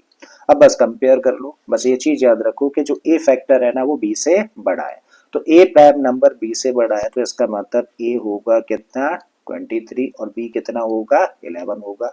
सो दिस इम्प्लाइज कि A हुआ 23 और B हो गया 11। अब वैल्यू किसकी निकालनी है वैल्यू निकालनी है 8B माइनस 3A की। सो देयर फोर 8B की जगह पे क्या रखोगे 11 माइनस 3A की जगह पे क्या रखोगे 23। 11 8 जा हो गया 88 3 का मल्टीप्लाई करते हैं तो ये बन जाएगा 69। अब माइनस कर दीजिए 18 में से 9 माइनस करेंगे तो 9 यहाँ पे 7 में से 6 गया तो 1 यानी कि 19 आ जाएगा। ढूंढो कहीं है ऑप्शन में यस ऑप्शन सी करेक्ट हो जाता है इस तरीके से। ठीक है, तो एक चीज याद रखो कभी भी जब हम लोगों को दो प्राइम नंबर्स दे रखे हो और अगर उन दो प्राइम नंबर्स का एलसीएम हम लोगों को चाहिए तो दोनों के प्रोडक्ट के बराबर होगा और उन दो प्राइम नंबर्स का एलसीएम हमेशा किसके बराबर होगा 1 के बराबर होगा। ठीक है, अब ये चीज क्लियर है तो अगले क्वेश्चन पर आ जाते हैं। इसमें दिया है हम लोगों को if two positive integers p and q can be expressed as this and this where a and b are prime numbers then LCM of p q is। भाई हम लोगों को बोला है कि भाई दो नंबर्स हैं p और q। ठीक है, तो टू पॉजिटिव इंटीजर्स हैं p और q और p को अगर हम लोग इस तरीके से रिप्रेजेंट करें प्राइम फैक्टराइज करें मतलब और q को अगर इस तरीके से फैक्टराइज करके रिप्रेजेंट कर दिया जाए जहाँ पे ए और बी क्या है प्राइम नंबर्स है तो यहाँ पे ए और बी तो क्या है प्राइम नंबर्स है तब हम लोगों को क्या फाइंड करना है पी क्यू का एलसीएम हम लोगों को फाइंड करना है। तो चलिए करते हैं भाई पी का एलसीएम फाइंड करना है तो इसको प्राइम फैक्टराइज कर लो ये तो ऑलरेडी प्राइम नंबर्स हैं 18 को और कर लो तो 18 को क्या लिख सकते हो 18 को लिख सकते हो 2 की पावर 1 इंटू 3 की पावर 2 इंटू में ए स्क्वायर इंटू बी की पावर 1। क्यू की बात करें तो भाई इसको हम लोग लिख सकते हैं देखो 20 को प्राइम फैक्टराइज करके लिख सकते हैं 2 की पावर 2 इंटू 5 की पावर 1 फिर ए की पावर 3 इंटू बी की पावर 2। एलसीएम निकालना है क्या निकालना है एलसीएम। तो एलसीएम ऑफ किस किस का पी कॉमा क्यू। एलसीएम के केस में हम लोग क्या देखते हैं भाई जितने भी प्राइम फैक्टर्स हैं उन सारे के सारे प्राइम फैक्टर्स में से बड़ी पावर वाला फैक्टर लिखते हुए चले जाते हैं। तो 2 के केस में बड़ी पावर वाला ये फैक्टर है तो आप लिखोगे 2 की पावर 2। 3 के केस में यही है तो इसका मतलब आपको लिखना होगा 3 की पावर 2। 5 के केस में बस यही है तो छोटा बड़ा यही हुआ। अब ए के केस में बड़ी पावर वाला फैक्टर है ए क्यू बी के केस में बड़ी पावर वाला फैक्टर है बी स्क्वायर तो इनटू में लिख दिए सारे। अब 2 की पावर 2 का मतलब हुआ 4 3 की पावर 2 का मतलब हुआ 9 तो 4 इंटू 9 इंटू 5 सबको मल्टीप्लाई करते हैं तो 4 पंजे 20 नाम 180 तो ये बन गया 180 ए क्यू बी स्क्वायर, तो ये होगा भाई एलसीएम। तो 180 ए क्यूब बी स्क्वायर, यानी कि ऑप्शन डी करेक्ट हो जाता है इस केस में। ठीक है, अब जो नेक्स्ट क्वेश्चन है इसमें हम लोगों को बोला है चेक वेदर 6 की power n can and with digit 0 for any natural number n। तो भाई हम लोगों को बोला है कि अगर n की जगह पर कोई भी नेचुरल नंबर हो, नेचुरल नंबर कहने का मतलब कोई भी पॉजिटिव इंटीजर रख दिया जाए, तो क्या कभी 6 की पावर n 0 पर एंड हो सकता है? क्या कभी 6 की पावर n की वैल्यू कोई भी नेचुरल रख देने पर, नेचुरल नंबर रख देने पे 0 आ सकती है क्या? तो भाई नंबर हम लोगों को दे रखा है क्या, 6 की पावर n। ठीक है, और 6 की पावर n में जो बेस है वो क्या है, 6 है। अगर इस 6 को हम लोग प्राइम फैक्टराइज करें तो इसको लिख सकते हैं हम लोग 2 इंटू 3, बेस को सिर्फ फैक्टराइज किया और पावर क्या है, n है। अब हम लोगों को पता करना है कि नंबर 0 पर कभी एंड होगा n की जगह पर कोई भी नेचुरल रख देने पे या फिर नहीं होगा। तो पहले एक छोटी सी चीज बताओ, अगर हम लोग 0 पर एंड होने वाले नंबर्स की बात करें तो सबसे छोटा नंबर जो कि 0 पर एंड होता है वो क्या है, वो है 10। फिर उसके बाद में अगला नंबर है 20, फिर उसके बाद अगला नंबर 30, फिर उसके बाद 40, और इसी तरीके से सारे नंबर्स होते हैं। इसका मतलब 0 पर एंड होने वाले ये सारे के सारे नंबर्स हैं, ये सारे के सारे नंबर्स हैं। तो चीज हम लोगों को समझ आई कि 0 पर एंड होने वाले नंबर्स में सबसे छोटा नंबर 10 है, और बाकी के जितने भी नंबर्स हैं वो सारे के सारे क्या होते हैं, 10 के मल्टीपल्स होते हैं। सारे के सारे क्या होते हैं, 10 के मल्टीपल्स होते हैं, जितने भी नंबर 0 पर एंड होते हैं। अगेन हम लोग अगर इस 10 की बात करें तो 10 तो भाई किस किस से डिवाइड होता है, 10 का फैक्टर होता है एक तो 2, और दूसरा फैक्टर क्या होता है, 5 होता है। तो जब ये सारे के सारे नंबर जो कि 0 पर एंड होते हैं वो 10 के मल्टीपल्स हैं, राइट, तो इसका मतलब 2 और 5 हमेशा ही फैक्टर्स होंगे उन सारे के सारे नंबर्स का जिनका के एंड 0 पर होता है। यानी कि जो सारे नंबर 0 पर एंड होते हैं हमेशा उनके प्राइम फैक्टराइजेशन में क्या देखने को मिलेगा, 2 and 5 as a prime factor देखने को मिलेगा। अगर कभी ऐसा हो अगर कभी ऐसा हो कि किसी भी नंबर के प्राइम फैक्टराइजेशन में 2 और 5 दोनों नहीं आते हैं तो वो नंबर कभी भी 0 पर एंड नहीं हो सकता है। आई थिंक बात यहाँ तक समझ आई। तो अब जरा फिर से इस बात को थोड़ा सा और डीपली समझें। सपोज करिए 6 की पावर n है, यहाँ पे 2 इंटू 3 की पावर n हम लोगों ने लिख दिया, चलिए रखते हैं। तो 2 इंटू 3 की पावर n है, और n क्या है, कोई भी नेचुरल नंबर। अच्छा, नेचुरल नंबर कहने का मतलब 1 हो सकता है, 2 हो सकता है, 3 4 से लेकर कुछ भी नंबर रख सकते हो। तो चलिए अगर n की जगह पे हम लोग 1 रखें तो हम लोग इसको इस तरीके से लिख सकते हैं, और इसी को हम लोग लिख सकते हैं 2 की पावर 1 इंटू 3 की पावर 1। तो क्या कभी ये 0 पर एंड होगा, नहीं होगा। फिर से एक और चीज चेक करिए, 2 इंटू 3 की पावर 2 रख दिया, n की जगह पे इस बार क्या रखा, 2। तो इसको लिख सकते हैं हम लोग 2 की पावर 2 इंटू 3 की पावर 2।